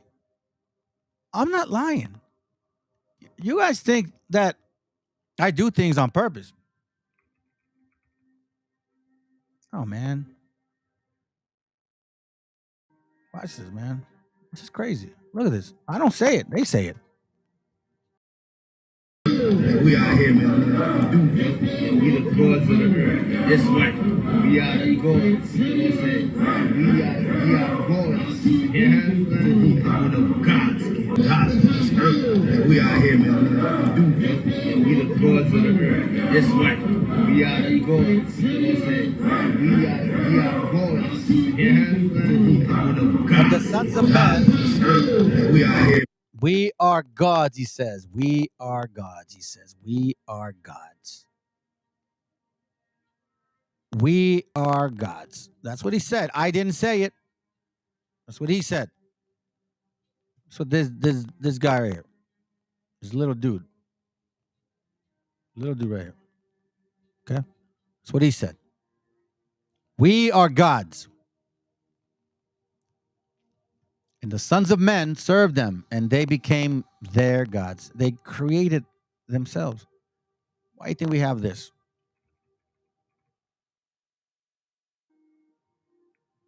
You think it's a coincidence, family? Why do you think we have this? They created an image to serve themselves. Why do you think Jeremiah 10 says what it says. Show you this real quick, fam. Jeremiah 10 and 10 says what it says because of this. Okay. So this is what's godly. Hold on, before I forget. This is why they became ungodly. They started serving themselves. They forgot about the Most High. They became their own gods. Okay? So I'm going to show you this real quick. Hold on, before I forget. Let me get rid of this. All right? See, so you guys that are celebrating Christmas right now, you funky Christmas Christians.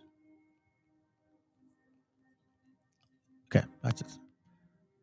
Jeremiah 10:2 says, "Thus say the Lord, learn not the way of the heathens." Okay? Let's just stop there for a second. Learn not the way of the heathen. Whoever you want to consider heathen. Okay? Let's just say. It says, why? Why does God say, don't learn the way of the heathen? For the customs of the people are vain. What are customs?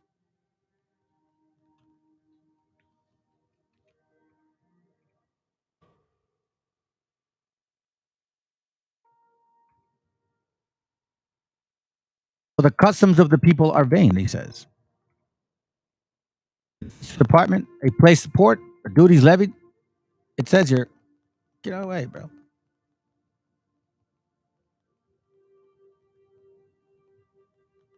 Custom, not customs. Oh my God. Did you spell it wrong? Customs. Yeah, I did spell it right. What the hell?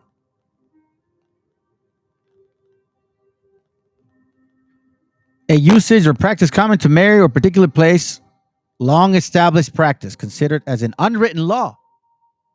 Repeated practice. So it says here, for the customs of the people are vain, meaning their culture. Right? Their culture is vain.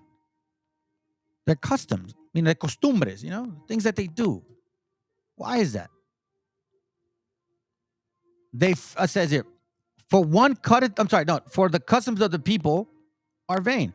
So that says to me, and I think it clearly says to you, that the costumbres of the people are full of vanity. Why? For one cutteth a tree out of the forest, the work of the hand of the workman with an axe. They deck it with silver and gold.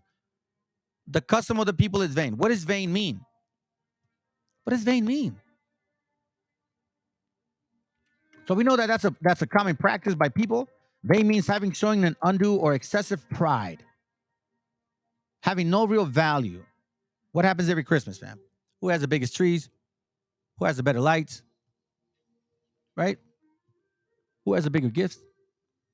Are you gonna outdo your brother this year? Pedro, are you gonna outdo your brother? I'll be real. Are you gonna outdo your uncle, your dad, are you gonna outdo your wife, your ex-wife?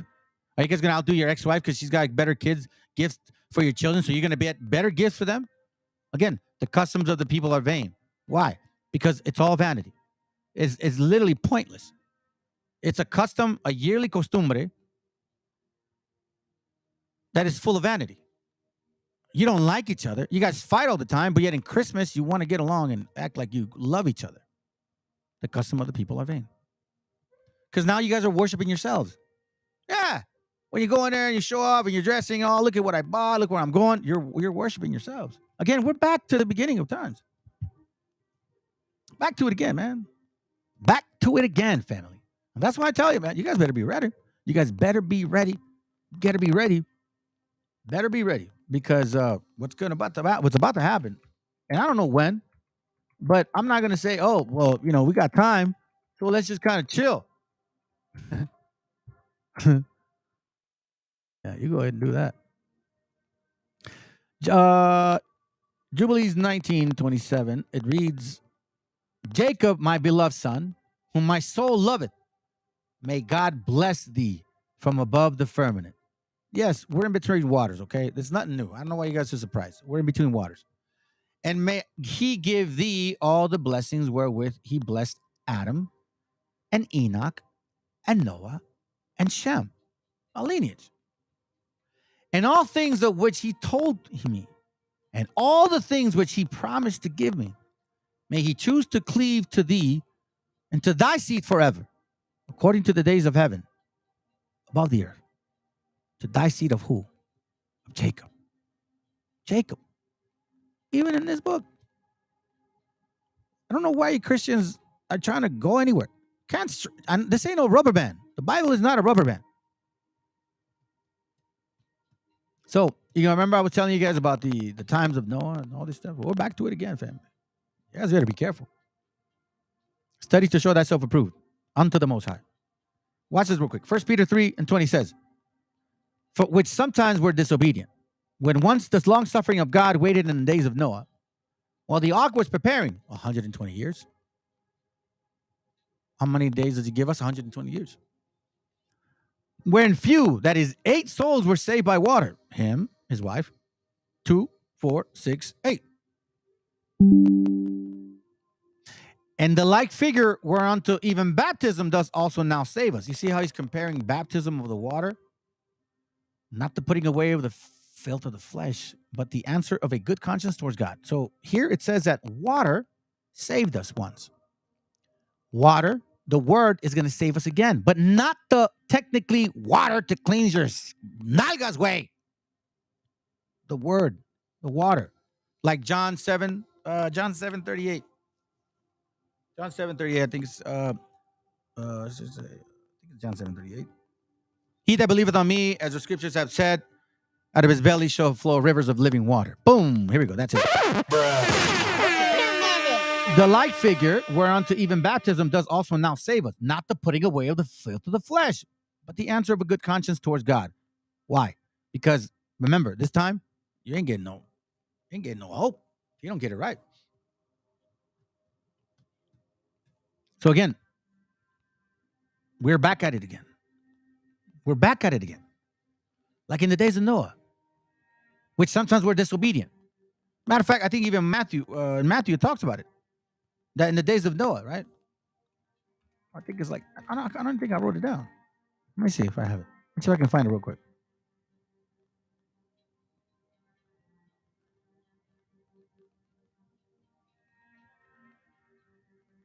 Look, Hebrews 11:7. By faith, Noah, being warned of God of things not seen as yet, moved with fear. See, I don't know, man. All I know is this is what's moving me. I'm trying to tell you guys. You want to believe me? Can't tell you. But I'm moved with fear. And the fear is the discipline that I've been talking about when I first started the class. Prepared an ark to the saving of his house.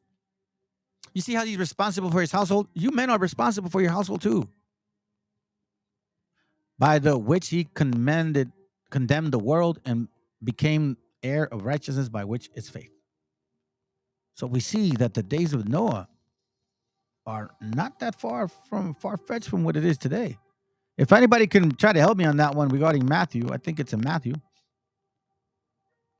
that they were partying and drinking.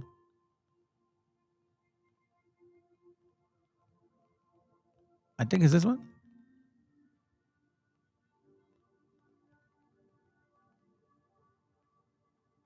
So maybe it's this one. 2 Peter 2:2, it says, and many shall follow their pernicious ways, by reason of whom the way of the truth shall be evil spoken of. Damn. So even by us, like say, for example, we're trying to do the right thing. You got people saying, what you guys doing? You guys are fake. You're like, we're just trying to do the right thing. Oh, you guys are a cult. Why? Because we want to take care of our people? Because I don't want to help the white man anymore, or the black man anymore, or the Asian man anymore. I want to help my gente. That's a cult? You're stupid. And through covetousness shall they with vain words make merchandise of you, whose judgment now of you long time lingereth not, and their damnation slumbereth not. You see? They make merchandise of you. Yeah, don't these camps ask you guys for money?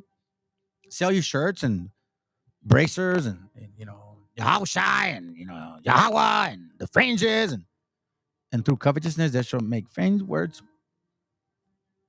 and make merchandise of you. They're gonna make money off of y'all. You're getting all the hints, but you don't listen. No, that's right. That's right. I'm not black enough for you guys. That's right. Or white enough. Black or white enough. One of the two. I didn't get a degree. What does he know? He's Mexican. For if God spared not the angels that sin, but cast them down to hell, and delivered them to the chains of darkness to be reserved unto judgment, and spared not the old world, but saved Noah the 8th person, a preacher of righteousness, bringing in the flood upon the whole world, on the world of ungodliness, and turning the city of Sodom and Gomorrah into ashes, condemned them with a overthrow, making them an example unto those that after should live ungodly.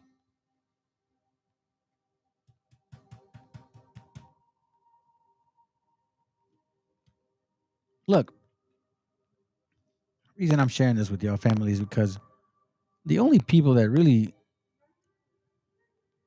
have an opportunity, you're literally sitting there in front of it. You look at it every day, every morning.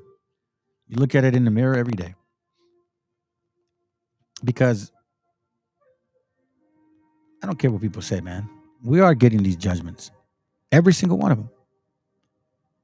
Psalms 147:19. He showed his word unto Jacob, his statutes and his judgment unto Israel. He had not dealt so with any nation. And as for his judgments, they have not known them. Praise ye the Lord. Judgments. Judgments. We know them. Which is why I laugh at you guys. Listen, even politicians are catching on now. Look, I'll tell you this right now, family. These are Christians. Go to church every Sunday. They go to church every Sunday. You know, they do the whole, if they're Catholics, they go like, you know, that whole shit. You know damn well if they're in their other churches, they're blah, blah, blah, go all crazy. Okay, let's check it out. You see, the stranger that is above thee, the stranger that is within you will get above you very high. So now they're going to justify. They're going to justify. Because our people supposedly are not legal. Now you got Canaanites that can get away with crimes because the mothers of them are at the podium making decisions.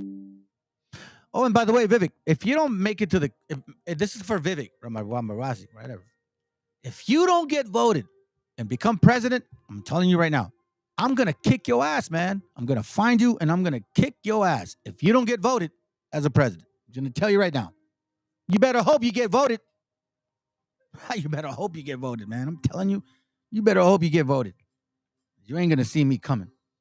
Let's go. They should not be on the hook to pay for those who are here illegally. And you get here illegally, you need to learn how to speak English. You need to understand the culture in America, where I myself have experienced, where I grew up in South Central LA, the low-skilled jobs and other jobs in that area that have been taken by illegal immigrants. So a judge is now bringing politics. A Negro, an African from Africa, passing laws favoring another Negro because he's supposedly not illegal. But my gente, who is of this continent, we are. Yeah, I can't make this up. But let's continue. Maybe this ass whooping might actually wake you people up a bit.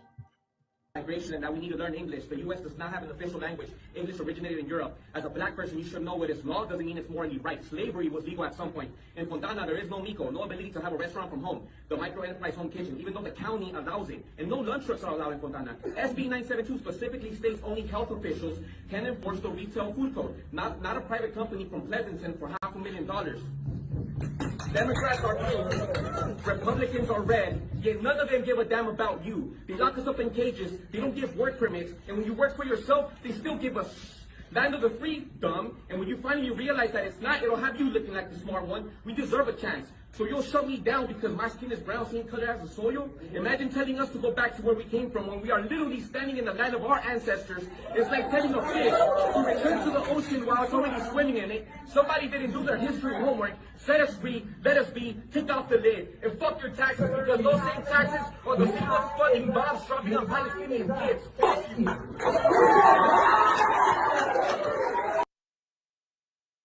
¡Viva México, cabrones! That's right, man. Come on now, man. ¡Viva México, cabrones! The hell out of here with that African shit. You don't even judge righteously.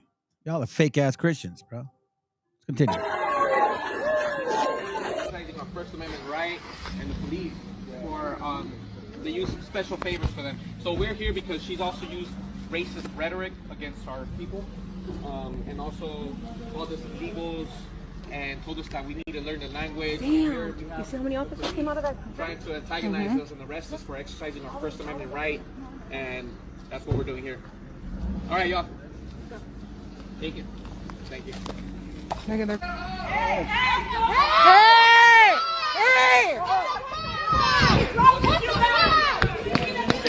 Stay back or you're gonna go to jail too. Okay, don't touch me. Don't touch me. Get back. Get back. Keep back. What crime did he commit? What crime? What? No. What? Hey, what the fuck? What the fuck are you gonna call me? Back up! Back up!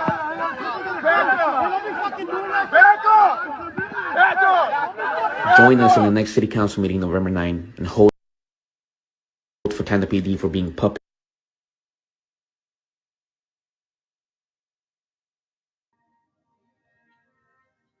¡Viva México, cabrones! Maybe that'll help you guys a little bit. Why you guys like to be treated like shit, man? You know how you turn this around? You turn this around through wisdom. I know you think that you can't. If you don't think you can, then you don't believe in the power of our Creator. Because how are you going to figure that strangers are going to find themselves in our land? And then, okay, I'll tell you what. I'll say it like this. If we're not the people of this land, then where are we from? I don't see Mexicans in like that culture, right? In Asia, in Russia. Shit, I don't see it in Spain. Definitely don't see it in Africa. I don't see it in any Arab nation, in Hindu or anything. So where are we from then, Wobbles, if we're not from here?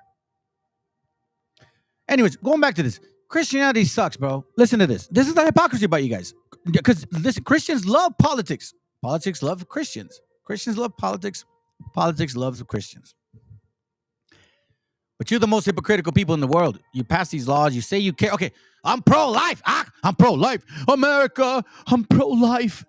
Let's kill those beaners that are crossing the border. What does Vivek say? Hey, Vivek, I'm telling you, Vivek, you better be president, bro. Because if you ain't, you better be president, Vivek. Because if you're not president, I'm going to kick your ass. I'm telling you right now. Jesús estuvo a favor de los pobres. ¿Que no es amor? ¿Dónde está el principio del amor al prójimo? ¿Dónde queda? ¿Quién crucificó a Jesús? ¿Quiénes lo martirizaron? Los poderosos de su época, que lo espiaban, lo perseguían, lo llamaban alborotador del pueblo y lo crucificaron. Esa es la esencia de la doctrina cristiana. Y eso no lo practican. Mucha hipocresía. That's the truth, man. Hey, you know what's so funny? You got these Canaanites, right, helping Republicans. You see a lot more Canaanites now. They're going. See, that's what I'm saying. It didn't work, so the Bible didn't work. So now you're gonna go Republican. Now you're gonna go Democratic. Now you're gonna go political. If you're not from the source, it will never attract you. You can use all these pictures if you want, Wobbles. That's all I see of you guys. Just showing pictures and shit. And it's like, what kind of person would think that? You know, how destroyed are you? How can you tell your wife, bro?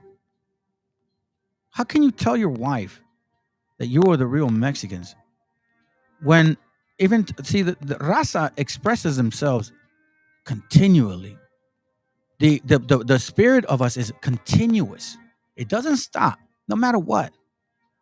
Continuous. We're givers. We're helpers. We're builders. We're workers. We create markets. You see, we're innovators. We're ingeniouses. When these conquistadors came, they saw the same thing that I'm telling you right now. Y'all don't show none of that shit.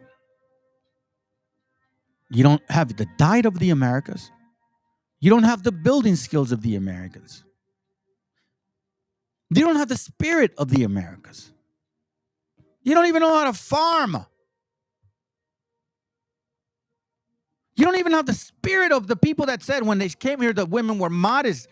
Like Spaniards even said that the women here were modest. You show me one modest black woman. A ver, que alguien me explique. Shit, I think white women are more modest than y'all. Those are just facts. Want me to tell you.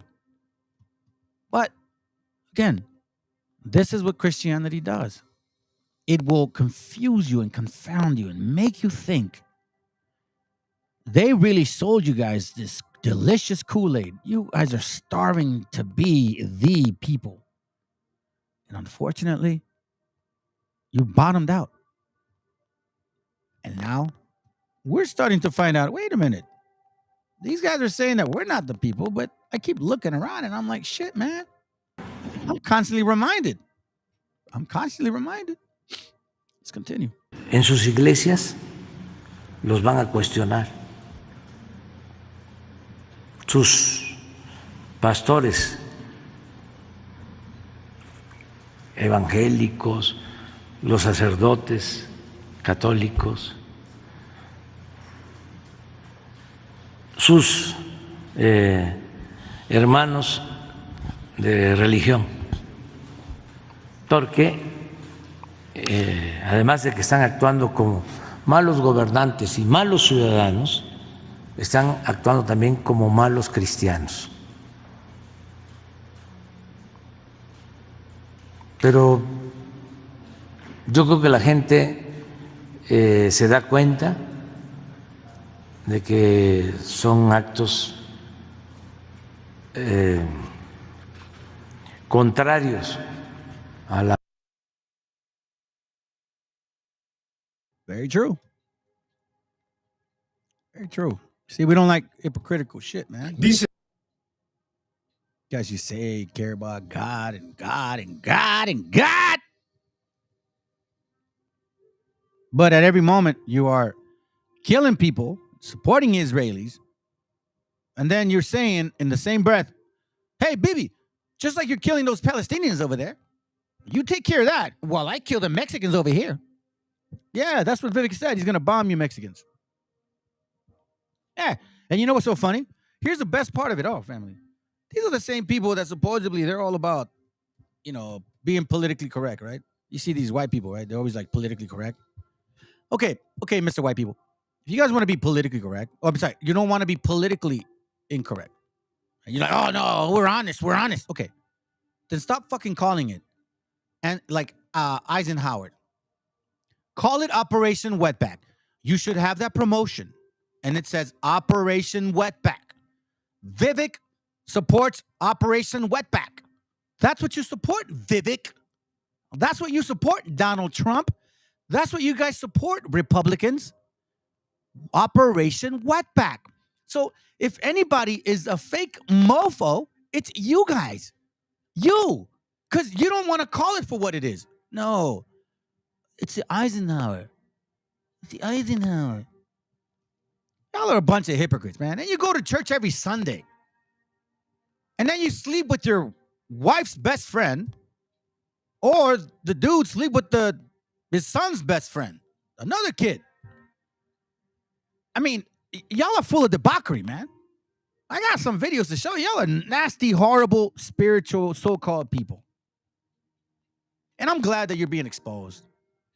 On a political level, on a spiritual level, on a historical level, man, even just on common sense. Let's go. Dices en una parte que la Iglesia Católica, la jerarquía católica, no desea el bien de México, sino desea todo lo contrario, ya que si en lugar de criticar las políticas públicas del gobierno tuvieran prácticas y enseñanzas cristianas, la cosa sería distinta. Esto es, una parte de la jerarquía católica que está criticando las políticas del presidente Andrés Manuel López Obrador van en contra de los mismos principios cristianos. No se puede erradicar la violencia con más violencia. Eso lo que provocaría es incendiar al país, y el presidente Andrés Manuel López Obrador está gobernando teniendo paz en el país. Que todo lo que va a la gente lo tachan de populismo o de paternalismo. Cuando empezó esa política empezaron a quitar, a socavar el estado de bienestar en Europa y empezaron las crisis. Porque ya no hubo equilibrio, ya empezó a haber más acumulación de capital en unas cuantas manos y más pobreza. Por eso nosotros queremos seguir avanzando en el estado de bienestar. Esto el conservadurismo mexicano no lo entiende. Y lo paradójico es que van a los templos, van a las iglesias, van a los templos, van a las iglesias y se olvidan de los mandamientos y se olvidan de la doctrina cristiana. Entonces, ¿cómo estos conservadores llegan a negarle la posibilidad a una gente humilde de ayudarlo, de que salga adelante, de darle la mano para que se empareje y caminemos todos juntos, y al mismo tiempo se dicen cristianos? Son unos reverendos hipócritas. Son una bola de hipócritas, pinches cristianos, güey. Y'all are hypocrites, bro. And I'm glad that you're getting what you. Oh, you can talk all you want, and I know that some people are mad. Like, this ain't Babylon. Yeah, you got that. Yeah. Did you know Killer B? Because you keep saying that I guess it was made up recently. Christians believed that a while ago. It wasn't a BHI thing. You're living in a BHI world in your little compartmentalized car with your 40, your drunk ass self. Get help. Get help, man. I don't know who you are, and I sure as hell don't want to know you. You're fucking worse than these guys. Let's continue with this, okay? We got some more hypocrisy going on, and then we'll move on. Probably going to be... La hipocresía. Eso tiene que ver con la derecha. La hipocresía. Esa es su verdadera doctrina. El doble discurso. Far right, the Republicans, Democrats, all you politicians, but specifically you Republicans. You guys are evangelists. You're a big-ass evangelical organization. You claim God and you preach the Bible and Trump. Oh, God sent Trump. And you are literally the complete opposite. Okay, you use the doctrine of discovery, the Bible, to oppress other nations. You took this land in 1823. You justified the takeover of the land with the Bible. Because it relates to the Papal Bull, which the Romans wrote, which they wrote because supposedly they were to convert everybody. And you want us to believe. Now, for example, I guess this so-called African-American lady, like laughed at Vivek's name. Now Vivek's like, oh, that's racist. Oh, okay, that's racist. But saying Eisenhower, I'm going to deport he said that he's going to deport all illegal immigrants in 12 to 15 months. La doble moral, el ir al templo, a la iglesia.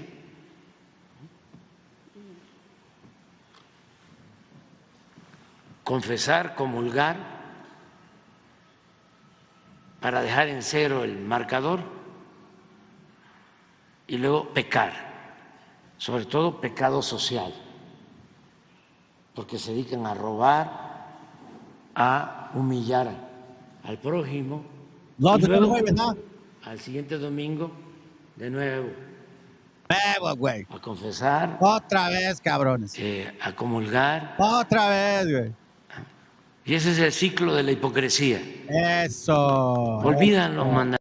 Eso. Dilo otra vez, hermano. La hipocresía, eso tiene que ver con la derecha. La hipocresía. Esa es su verdadera doctrina. El doble discurso, la doble moral, el ir al templo, a la iglesia.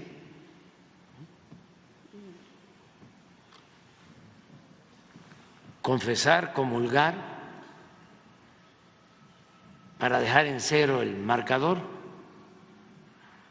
y luego pecar, sobre todo pecado social, porque se dedican a robar, a humillar al prójimo y luego al siguiente domingo de nuevo a confesar, a comulgar.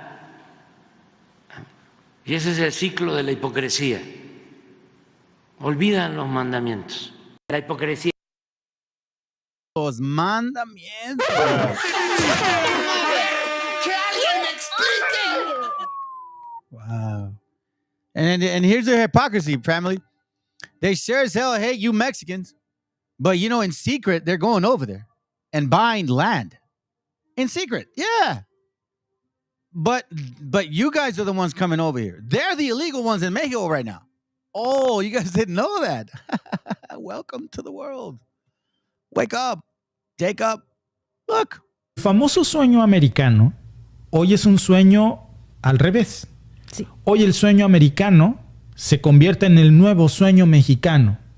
El sueño de los ricos para explotar a los pobres. Sí. La pobreza que busca sobrevivir en Estados Unidos y en Canadá, y los canadienses y estadounidenses que buscan explotar también o huir de las crisis económicas y buscar un refugio financiero. Adivinen ustedes en dónde. Bueno, pues precisamente aquí traemos esta primera nota y vamos a tenerla como contexto. Ricardo vive con su hermana y 2 sobrinos en Phoenix y entre los 2 adultos apenas si pueden pagar el alquiler. Carlos, quien vive solo en su apartamento en Los Ángeles, dice ya no podrá solventar el costo de la renta. Pagaba $1,050, pero ahora quieren que les pague $2,100. Los precios de alquiler son tan altos en todo el país que, según un estudio de Zillow, un trabajador de tiempo completo que gane el salario mínimo nacional de poco más de $7 necesita 4 trabajos o 3 compañeros de cuarto que ganen la misma cantidad para pagar un apartamento típico de 2 habitaciones, gastando un máximo del 30% de su sueldo en la renta. Lo que nos encontramos en Los Ángeles es que la gente está pagando más del 50% de sus ingresos en la renta. Y eso ha causado mucho desalojo en Los Ángeles. Esta situación la vivimos nosotros también aquí en Canadá. Y todos nuestros amigos en Estados Unidos que están conectados a este live pueden comentar aquí precisamente sobre esto y verán que es una realidad. Las rentas están por las nubes. El precio de las casas está estadounidense. Miren nada más lo que está pasando y ahora vamos a ver cómo esto nos está afectando también desde México. Laura Heder y su esposo se acaban de mudar de Washington a la Ciudad de México, pero ellos no son los únicos. En las calles, parques y restaurantes de la capital mexicana se ve una creciente migración de estadounidenses. Así lo ha comprobado Ismael, quien ha modificado el menú de español a inglés ante el creciente número de comensales provenientes de Estados Unidos. La Secretaría de Gobernación ha contabilizado una derrama de... Ya ven, güeyes. You see? Vivek? You see? Mr. Illegal Aliens, you are what we call a virus. Let's define the definition of virus. Virus meaning. So, it says, an effective agent that typically consists of a nucleic acid molecule in a protein.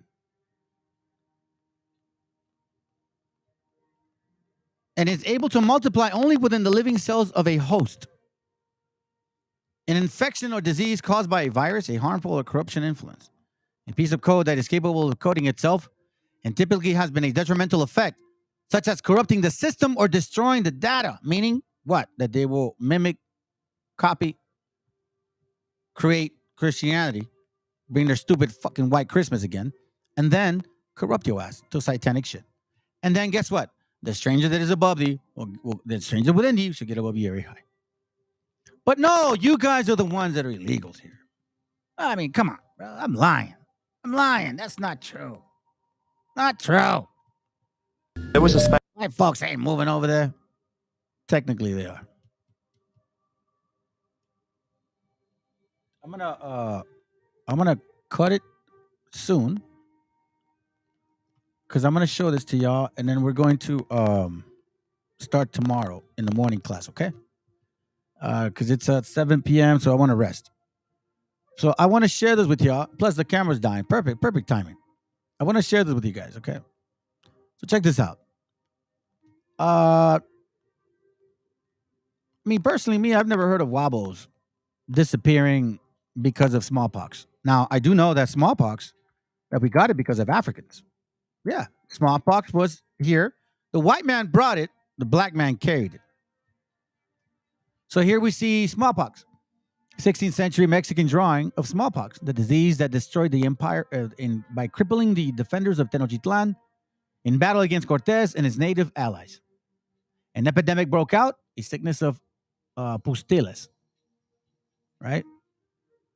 As you can see, dominated by smallpox, 2 men lie dying or dead, their bodies spotted with pustules.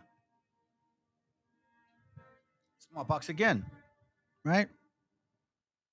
Check this out.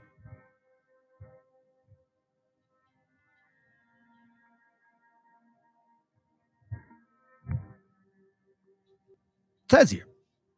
These are different books. I'm not going to name them just for the sake of time. It was smallpox. It had been, plus I've showed them in other classes. It was smallpox. It had been speculated that the malady came with Spaniards shipwrecked in the Yucatan coast in 511 and with the soldiers and sailors of Hernan Cortés de Cordova. Right? These smallpox were brought by somebody. I'll show you who. With the men of Narvaez had come a black man suffering from smallpox. And he, the black man, or the black guy, or the African, infected the household of Sempoala where he was quartered.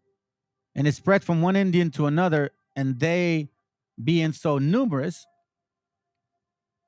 and living together, quickly affected the whole country. The Mexicans had never seen smallpox before and did not have the European meager knowledge of how to deal with it. The old soldier chronicler, Bernal Diaz del Castillo, called the Negro a very black dose, for it was because of him that the whole country of Mexico, Mexicas, was stricken with a great many deaths. Probably several diseases were at work shortly after the retreat of Tenochtitlan, because Bernal Diaz, immune to smallpox like most of the Spaniards, very sick with fever and was vomiting blood. Look at this, man. Speak of smallpox again. I'm just kind of pointing some stuff out.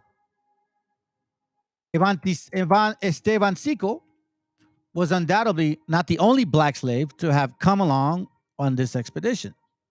You see, your stories didn't start in 1619, so stop it. Yeah, we're conquistadors too. It's okay. We know now. And then you're going to get it now. Indeed, we know that the fact that when Narvaez had gone to Mexico, that's why we understand why jails the way they are structured, why RAZA does what they do. The spirit bears witness. And what's happening in there is going to happen again outside of them. I'm just giving you a heads up.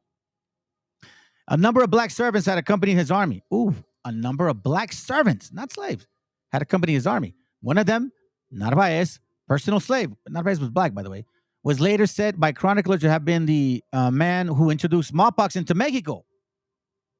Black servants. Bernal Diaz. I'll put this out another time, this book. Bernal Diaz tells of another Negro in Narvaez Mexican expeditionary force, a jester named Guidela, who went over to Cortez along the side along with most of the white troops.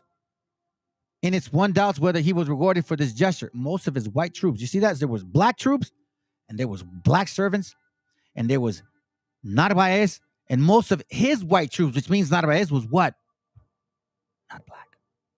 The English would later transform his name into Maroons. You see, family? Watch this. He was rewarded for his gesture with his freedom. One does not hear of black slaves in the New World obtaining their freedom within organized society during this period. The only perceptible quantity of free blacks were runaways. The cimarrones, so-called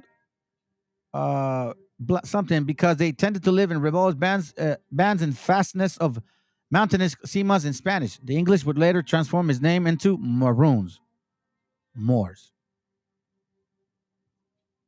Interesting, huh? This is from, I believe, if not mistaken, Mexican pyramids, Mexican mysteries of Mexican pyramids.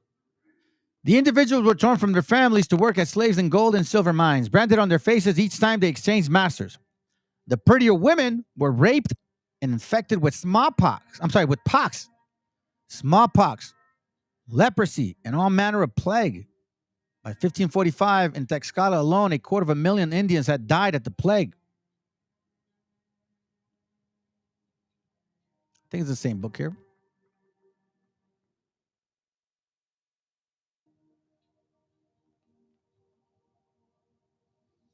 Smallpox was recorded to have appeared in the islands of Hispaniola in November or December 1518. Who brought smallpox? Africans. So you guys were here prior to 1619, which is why you don't want to share that, because it was white, mostly black, or Swati that did a lot of this shit.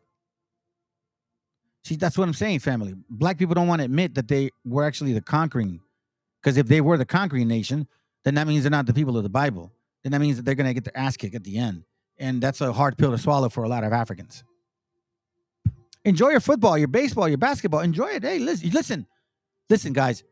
If you're a loser and you're an African American, if you're a loser and you're an Anglo, you're a two-time loser, because this is your world. You're supposed to have it good. You came here to destroy us. You came with the diseases that the Bible said would be sent to the people of Israel.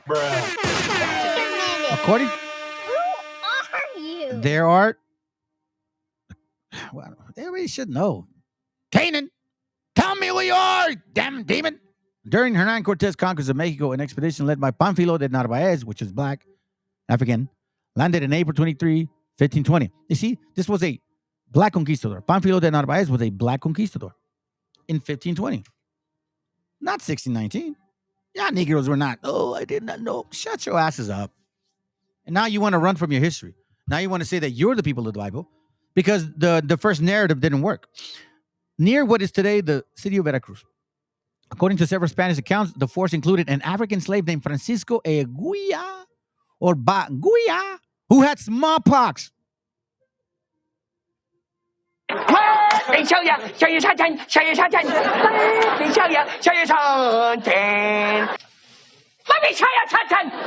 Other reports say that the carriers were Cuban Indians whom Narvaez had brought as auxiliaries. Sure, right. Yeah. Or how would they get it? In any case, someone brought the virus and infected the hemisphere. Right? See this, family? It took two people, the white man and the Negro. You're going to have to live with that shit, Negroes. But Valiente and Garrido, black conquistadors, differed was primarily in the timing of their arrival in the New World. Garrido's early arrival meant that he participated in the major Caribbean and Mexican conquest. Garrido was a black conquistador. A generation later, Valiente reached Mexico and Peru right after the initial phases of conquest, and thus ended up fighting in more peripheral regions. This is why they beat us, family. I mean, obviously, our people turned against us too. And then you had a lot of dirty-ass Africans. That's just a fact. In 1519, Juan Garrido, African, joined the Cortez expedition to the mainland. And in 1520, African was one of the founding residents of Mexico City, an African. Garrido later wrote to his king that he was the first to have inspiration to sow wheat here in New Spain, meaning to get laid, and to see it if it took, and to see if it took. I did this and experimented at my own expense. Another first attributed to an African in Mexico was the bringing of smallpox to the mainland.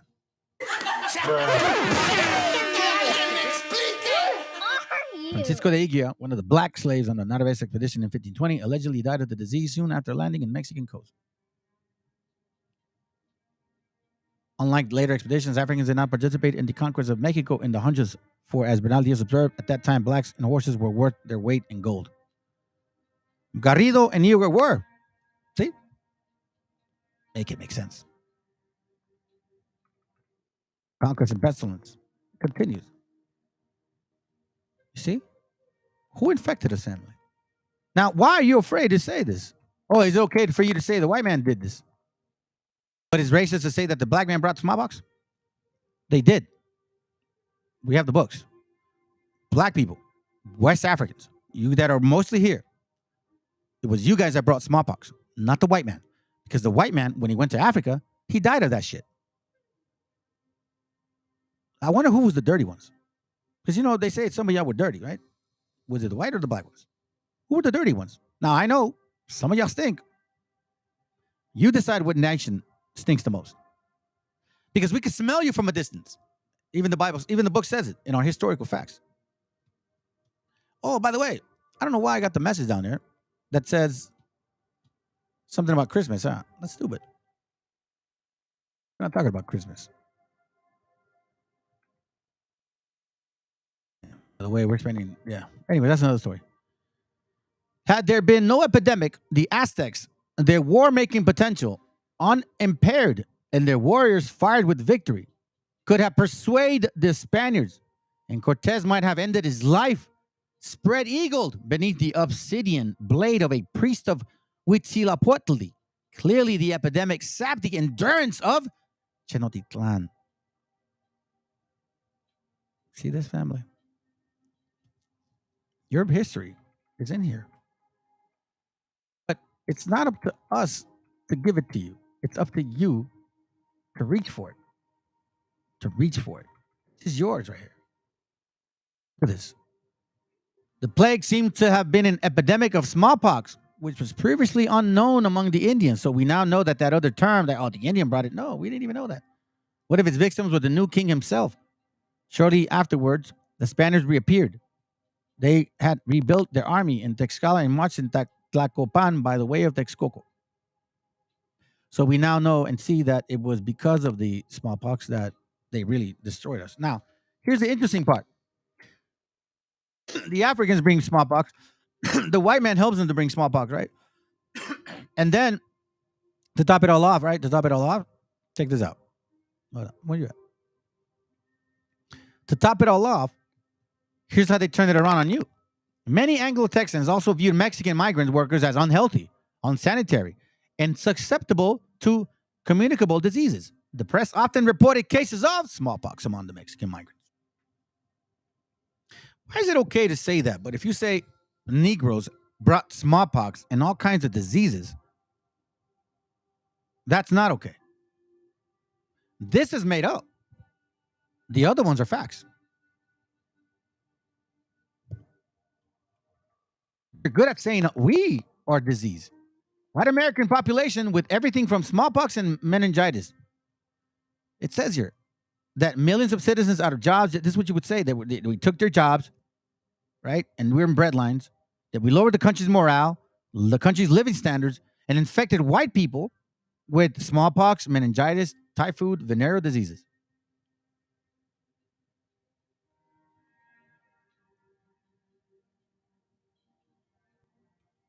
This is from American Holocaust. A real Holocaust. Not that fake ass wannabe Israeli Holocaust that's not real. And even if it was 6 million, it's stupid to compare it. Most people had never been. Watch this here. This is the question. So which one are you guys? The Africans or the Europeans? Or both of you?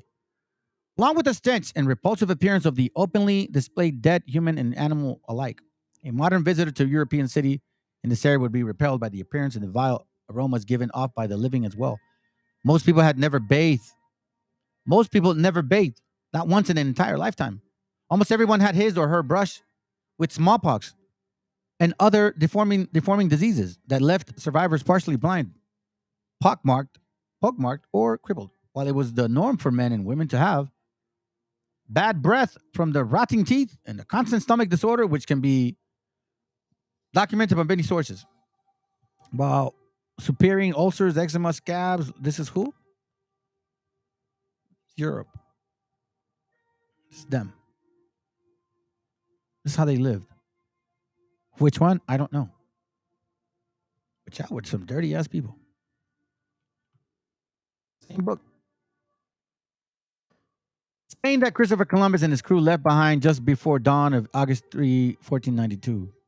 As they sailed from the forth from Palos and out of the Atlantic, was for the most of its people a land of violence, squalor, treachery, and intolerance. In this respect, Spain was no different from the rest of Europe.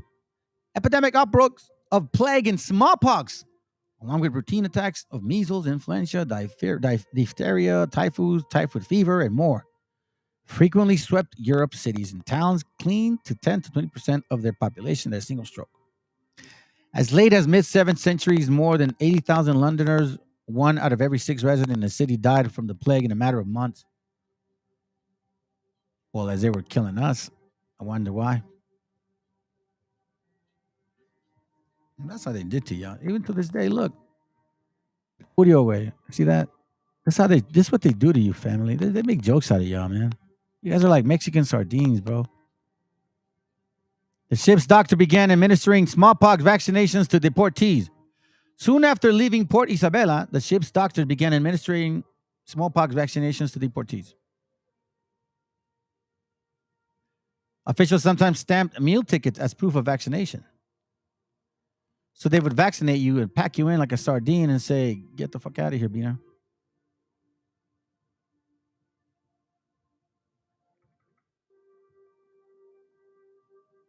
Since at least as early as 1763, when Lord Jeffrey Armstrong ordered smallpox-infected blankets distributed to the Ottawas. Remember, keep in mind that we have Freemasonry and that we have actually black people in 1763 going around preaching 1766 Constitution. Now, keep in mind, this is very interesting because the Ottawas, right? This is in the early of 1763. This is when Florida became part of the 13 colonies. I wonder how they did that. Did they give the natives smallpox? Man, you people are evil, bro. Black and white, both of you guys are evil. And you're doing the same. I mean, I know you want to say you're not. I know you are. You are. Definitely you are. Oh, definitely. Damn well you are. So now, check this out. Listen to this. Spanish explorer who went down the Amazon River system in 1541 to 1542. He was the first European to cross the entire length of South America from west to east along the Amazon. He reported seeing incredible cities, advanced arts and crafts, millions of people, a thriving culture. And 100 years later, when other Europeans got into the Amazon, they couldn't find these cities. So they said, oh, Francisco Orellana, that was his name, made it all up. It was just a fantasy. And then in the last decade, as the clearances of the Amazon have proceeded, we've begun to see the traces of those cities. What happened was that the Spaniards brought smallpox into the Amazon. Smallpox. That the Africans, that the Negroes of the Americas, the Negroes in Central South, Africans. Yeah, you guys with woolly hair, you guys that say you're wobble, you say you're from here, you brought the smallpox to our people. And it was because of that we ended up losing. Well, obviously because of Most High. As you can see why you get mad in boxing. You just can't explain it. These guys got no muscles and they kick our ass. Y'all are a joke. Devastated the local population because there was no immunity to it. There was a massive die-off. The cities were deserted. Within 50 years, they were completely overgrown by the jungle, and that's why they were not seen by the explorers who came in 100 years later. But now the jungle's being cleared, those cities are emerging, and we can say that...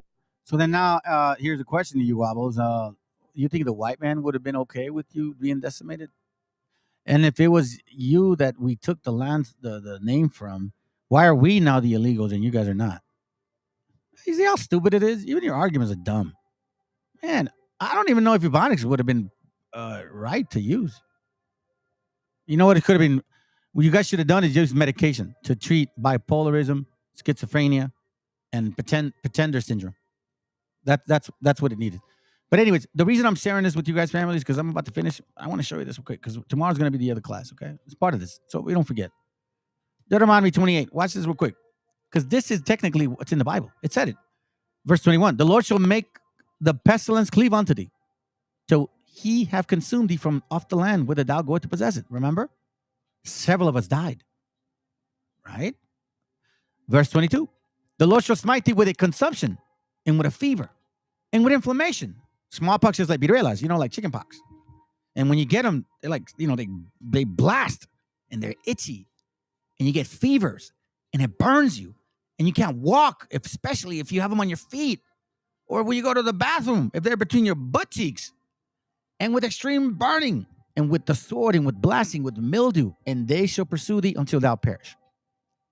Verse 26, and thy carcasses shall be meat unto the fowls of the air and unto the beasts of the earth. Didn't we read that it stank because there were so many dead people? And the Lord shall smite thee with the botch of Egypt and with the emerods and with the scabs and with the itch whereof thou cannot be healed. Chicken pox had the same effect. Chicken pox symptoms. What's this? Bob symptoms. Well, let's find out. It says rash pink, red bumps, filled blisters, crust scabs, fever, loss of appetite, headache, dehydration, pneumonia, inflammation, red eyes. The Lord will smite thee with the botches of Egypt and with the emerods and with the scab and with the itch whereof thou cannot be healed. Nobody can heal you. Who brought it? The Africans. The West Africans brought smallpox to y'all and every other disease that they brought. Most of the diseases they brought. Hard to tell you. I know y'all thought it was a white man. Yeah, they're dirty too, but they're not as dirty. Verse 35, and the Lord shall smite thee in the knees and in the legs and with the sore botch that cannot be healed from the soles of thy foot unto the top of thy head. We saw the books. We saw the pictures, right? Y'all remember the pictures? Let me show you again. Well, hold on. Here it goes. Here it goes.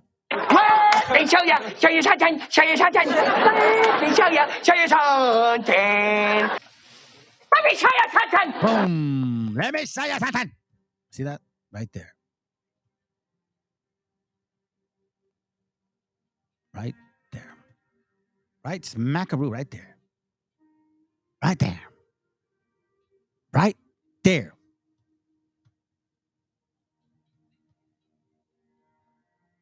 Right there, family. Keep in mind, I'm going to read this to you guys tomorrow, but I'm going to bring it to you guys again today, okay? To show you why. When the Most High said in verse 15,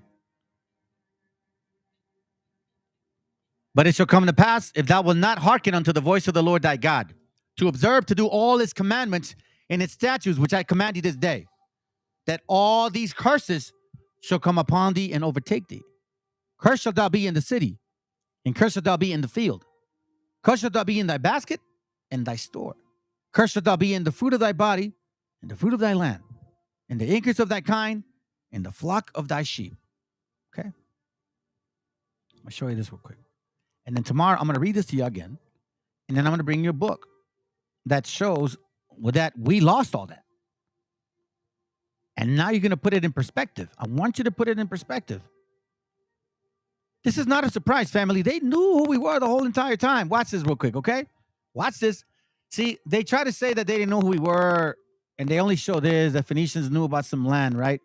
But this is I'm sorry. I can't never say his name. Diodorus Siculus, about 300, 400 BC, okay? This guy wrote about that the Carthaginians knew of an island. And remember, by this time, we were already here. Okay? So check this out. Watch what he says. Watch what he says the Carthaginians saw. A very beautiful land with people in it. 5.19.1. But now we have discussed what relates to the islands which lie in the Pillars of Hercules. We shall give you an account of those which are in the ocean. For there lies out of the deep of Libya an island of considerable size, and situated as it is in the ocean, it is distant from Libya, a voyage of number of days to the west.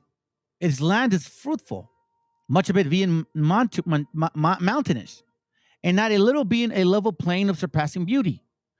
Through it flows navigable rivers, which are used for irrigation. And the island contains many parks planted with trees. Parks? Parks? What the hell? Planted with trees. Let me read that again.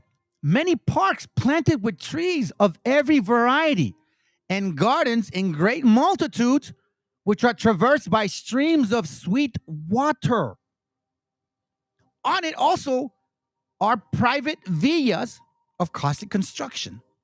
And throughout the gardens, banqueting houses have been constructed in settings of flowers, Tenochtitlans, floating gardens, and in them the inhabitants pass their time during the summer, since the land supplies in abundance everything which contributes to the enjoyment of luxury.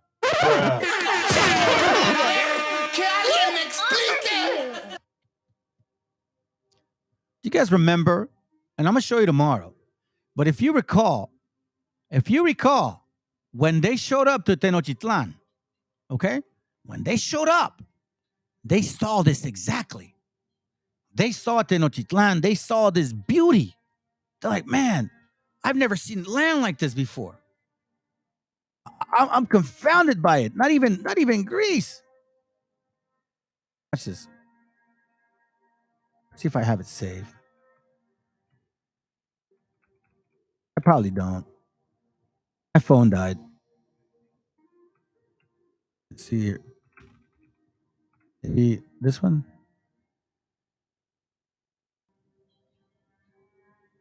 It's all good. I'll have it tomorrow, family. Hopefully it blows you away. Because we see here that this is a luxurious place. Flowers, abundance of everything contributes to enjoyment and luxury. Since the land supplies in abundance everything.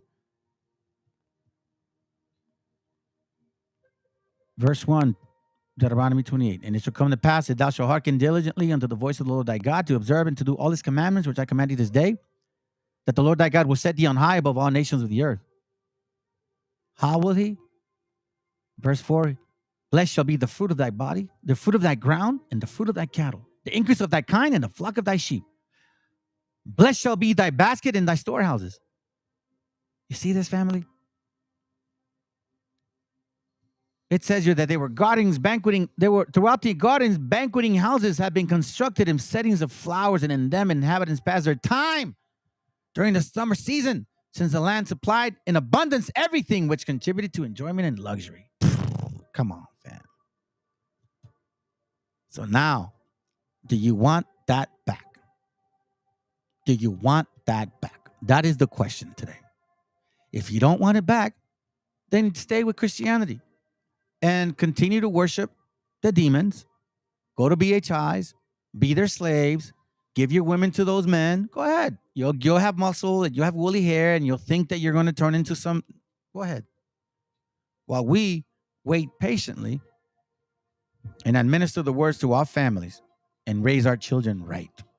So if you guys are really about it, I would highly suggest to take advantage of some of the scriptures that I have showed you. Okay? And maybe, just maybe, for one slight second, listen to what I share with you. I may be wrong, but what if I'm right? What if I'm right? And I'm not telling you to sin. What I'm saying is focus on examining yourself, keep the laws of God, have faith, learn the ways, teach your family, be good men, be productive, be also giving to your gente, and always be humble. and never say, I'm it. We're servants of the Most High. Lord willing, we make it. If you have that mentality and you apply discipline, family, I guarantee you that if there's any, how can I say it like this? If there's any doubt in you that you may not be the people, I would still tell you to keep the freaking laws. Because what if you are and you don't? That's worse. Don't you think? I think that's worse. So, anyways, with all that said, family, I appreciate y'all being here. Thank you very much. I hope that it was edifying. I really hope so. Hopefully it was a show for Oso, the Chicloso Mugroso. And, hey, Yehudi wasn't here today, huh? We missed you, Yehudi. We missed you. Maybe you actually like the class. You know, maybe you're doing good. Who knows? But anyhow, hey, by the way, I want to say this to you, Wobbles. Wobbles, we're not saying that natives can't be dark or black skin, whatever, or African-American looking. We're not saying that because we know we mix with y'all.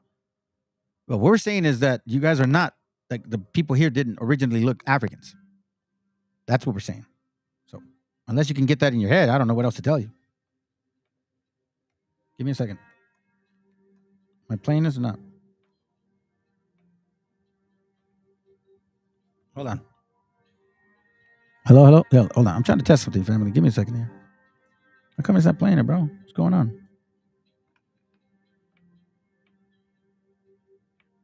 Okay. I thought I fixed it.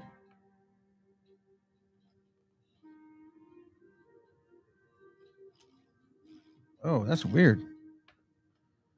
Oh, that's weird, actually. That's actually weird. There it goes. Okay, all right. So, family, hope you guys are well. If you guys can hear this song, let me know.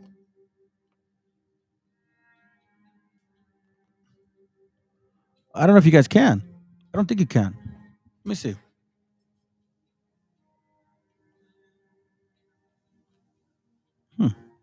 Interesting. Interesting. Oh, there it goes. There it goes. This is the cipher. All right, family. Let me turn it down real quick. All right, you guys take care. Hold on a second here real quick. Let me go back.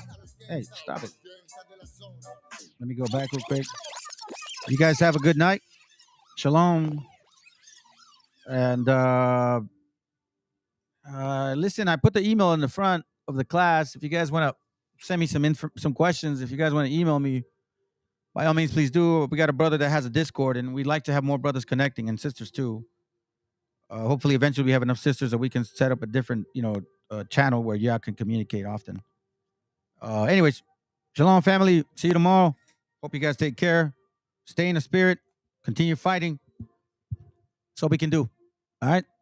All right, you take care, man. Hope you enjoyed the music.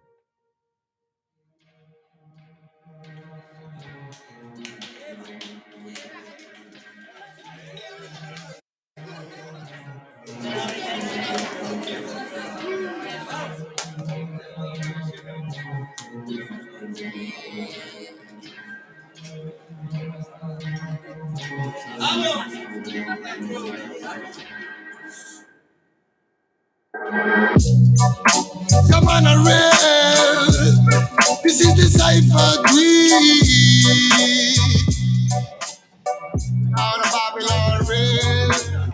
En esta ocasión traigo a los gangsters más gangsters de la zona. Y vengo con la familia gay. ¿Cómo dice? Llaman a real. Traigo el mensaje puro y crudo para el momento. No palabras vanas que rompen los sentimientos. Lucharé y derribaré los muros del lamento. Pídeme pues te daré los sueños que están muertos. Nunca el demonio dio mensajes de amor, pero tampoco los dio el ángel que nos abandona. Quizás miremos diferente el reloj, pero tu cielo es el infierno donde el amor murió. Political violence, criminal physical redemption hasta que acabe el baile. Typical style, musical fraile. Mucha la promesa en la que se han llevado el aire. Love and love and love. Siente verdad como doy mi corazón. No more, no more, no more. It's a reggae cipher. Feed the world. What time is it? De reventar el beat. Through the jungle in the street, reggae music on the hit. Romperemos las barreras que crearon para ti, pues llegaron los señores y la voz de nuevo aquí. De reventar el beat. Through the jungle in the street, reggae music on the hit. Romperemos las barreras que crearon para ti, pues llegaron los señores y la voz de nuevo aquí. Fue que me brotaron alas y ganas de volar. En las buenas mi terreno lleno, en las malas solar. Un muro que decorar, mis hermanos me sirven de guía, mi estrella polar. Guarda los hilos, me duele hasta respirar. Solo quiero ver verdad. Sigo buscándome lejos de lo que piensas. Más fácil de lo que crees, el esfuerzo trae recompensas. Vale la experiencia si es intensa. No tires de la cuerda si está tensa. Miraban al ocaso con tristeza. Las estrellas devolvían con grandeza su mirar. Los vimos floreciendo en la maleza. La belleza de las tiendas y comienzan a encajar. De reventar el beat. Through the jungle in the street, reggae music on the hit. Romperemos las barreras que crearon para ti, pues llegaron los señores y la voz de nuevo aquí. What time is it? De reventar el beat. Through the jungle in the street, reggae music on the hit. Romperemos las barreras que crearon para ti, pues llegaron los señores y la voz de nuevo aquí. 51, 52, con un micro de bambú, más vuelta que Passepartout. Me siento en la old school, it's magnetic kung fu, it's a reggae magnatur, por las almas sonrientes que acompañan a Zazú. En bambalinas y balú, son rimas de menú, no salida de Benur, pero calidad y del sur. Homie, always lonely, but I feeling like a gangsta. 52, 53, a mí sí me ves venir, por eso me llaman King, ese fue mi devenir. De marchar o seguir, nunca tuve que elegir, la music me eligió a mí, no tengo nada más que decir. Saifa, Puniga, Loba, Grimble, Fire, Killaman, Smoker, to stop feel like a Rasta, child metal, Kimanes, original a reggae Saifa again. Interna en la villa del pingüino, entre los calen en la antena y los que se encuentran dormidos zarandeas. Tus emociones cual barril de vino, cosas feas, quizás en tus ideas, pero aquí no, yo no opino. Disparo sin mirar a todo aquel vampiro que el diente quiera hincarme, bro. Si lo digo, no es para pensar, sino para aclarar lo que tú siempre estás pensando. Acaba él, tan magnífico, imposible de torcer metal, tonto, reggae warriors again, making connection after connection, my new world, creating the freedom from them, me more. Many boy, representing this. What time is it? De reventar el beat. Through the jungle in the street, reggae music on the hit. Romperemos las barreras que crearon para ti, pues llegaron los señores y la voz de nuevo aquí. What time is it? De reventar el beat. Through the jungle in the street, reggae music on the hit. Romperemos las barreras que crearon para ti, pues llegaron los señores y la voz de nuevo aquí. La presentación, si existe nivel, sobreviviendo en Babilonia, escribí al papel mis problemas cuando al final pude entender que para ser feliz solo tienes que querer, que solamente hay una vida y es para vivir. Busca siempre una alternativa para seguir, no dejes nunca que te digan que no es así, y prende un poco de sativa para estar chill. Ey, superando ansiedades con el humo de ganja, manchas de un pasado trágico en la cancha. Seguimos siendo fuertes, su mierda no me engancha, mientras otros esperando a que lleguen en lancha. No matter where you come, no matter where you come from, solo importa que prestes atención a este sound. Desde the original, Killaman al mando. Oh, na, na, na. Yo soy un warrior, sonido legendario. Disfruto cada segundo cuando me subo al escenario. Tengo fuego en los labios, sigo cual mercenario. Pasos de gigante y cora revolucionario. Siento que es necesario, suena el reggae en los barrios, para que cale el mensaje y para salvar a los más sabios. Entre mi imaginario, que mocheques bancarios. Si vienes con la mala vibra, mejor bro, cambia tu itinerario. Ya, ya, ya, ya, ya. Cuando ruge el león suena la música real. Venimos con el ya, ya, ya, ya, ya. Sonido de guiones, el sonido original. Ya, ya, ya, ya, ya. Reggae de corazón es el que se hace en unidad. Ya, ya, ya, ya, ya, ya, ya. Es de reventar el beat. Reggae music band de hit. Romperemos las barreras que crearon para ti, pues llegaron los señores y la paz de nuevo aquí. What time is it? Es de reventar el beat. Reggae music band de hit. Romperemos las barreras que crearon para ti, pues llegaron los señores y la paz de nuevo aquí.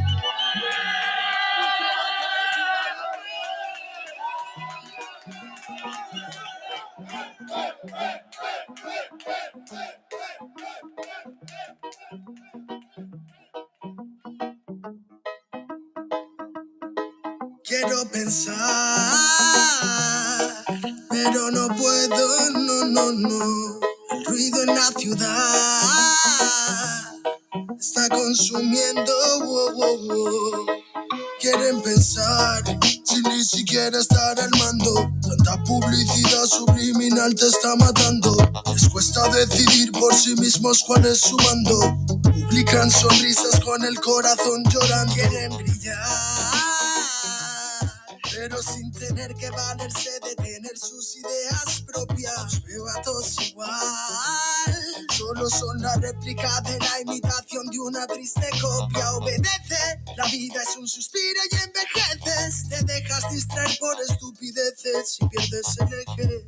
Te duele por dentro, entonces te creces, pero aceptas mucho menos de lo que mereces. ¿Y quién te ha dicho a ti que no puedes pensar sobre lo que le di, sobre cómo actuar? Lucha por ser feliz sin a nadie dañar y solo así podrás brillar. ¿Y quién te ha dicho a ti que no puedes pensar sobre lo que le di, sobre cómo actuar? Lucha por ser feliz sin a nadie dañar y solo así podrás brillar. Conserva tu juicio y tu intuición, más activos que el que lucha por lo suyo y no se rinde. Yo ya sé bien cuál es mi misión, y es contarte que el mal por su propio pie pronto se extingue. Ven, no caigas bajo su control, pues por la televisión es normal que mal lo pinte. Tú mantente firme en conexión con la fuente de creación, vivirá siempre de fin de. Dios abre los ojos, dime lo que ves. A tus propios hijos matándose por billetes. Niños mueren cada 2 por 3. Pa' unos es bendición, con otros por su causa pequen. Y yo que intento ser un ser crístico, voy bendiciendo hasta los diablos. Piensan que es cierto el mensaje típico. Dicen que invento lo del engaño. Y mientras lucho contra mis errores, demonios escucho, me ofrecen soluciones. Pero sé que hay un ángel que quiere que mejore. Me dice haz un trabajo interno antes de que lo ignores, antes que otra vez llores y se llenen los mares de pena y de dolores, ya que en mi mente no caben. La paz no va en un sobre, somos algo importante. Nunca te revelaste y por eso no lo sabes. ¿Y quién te ha dicho a ti que no puedes pensar sobre lo que le di, sobre cómo actuar? Lucha por ser feliz sin a nadie dañar y solo así podrás brillar. ¿Y quién te ha dicho a ti que no puedes pensar sobre lo que le di, sobre cómo actuar? Lucha por ser feliz sin a nadie dañar y solo así podrás brillar. Me desperté tan cansado, me sentía mal herido de todo lo que he pasado. No me quita lo aprendido, por dentro me he perdonado, pero casi no me olvido. Me desperté tan cansado, me sentía mal herido de todo lo que he pasado. No me quita lo aprendido, por dentro me he perdonado, pero casi no me olvido, no. Todos repiten lo que dice el referente. Discursos vacíos lejos de ser coherentes. De lo que no sabes será mejor que no inventes. Investigue si no te dejes lavar la mente. ¿Y quién te ha dicho a ti que no puedes pensar sobre lo que le di, sobre cómo actuar? Lucha por ser...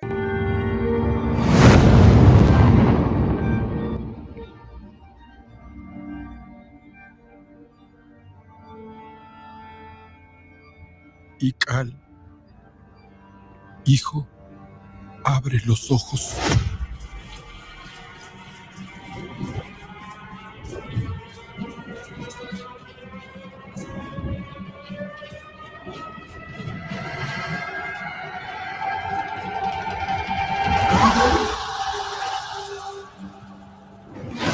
cuerpo se queda con nosotros, pero tu espíritu debe seguir.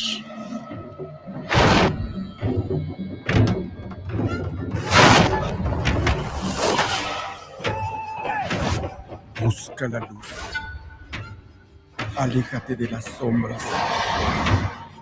Deja que nuestro dolor sea tu fuerza. Desde aquí iluminamos tu camino.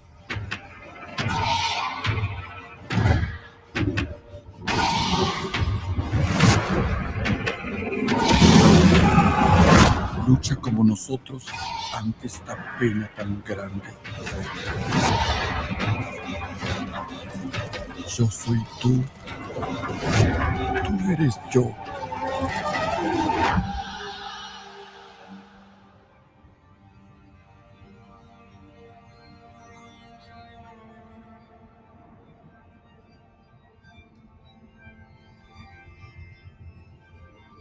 La muerte que hoy nos separa, mañana volverá a unirnos. Eres libre, hijo.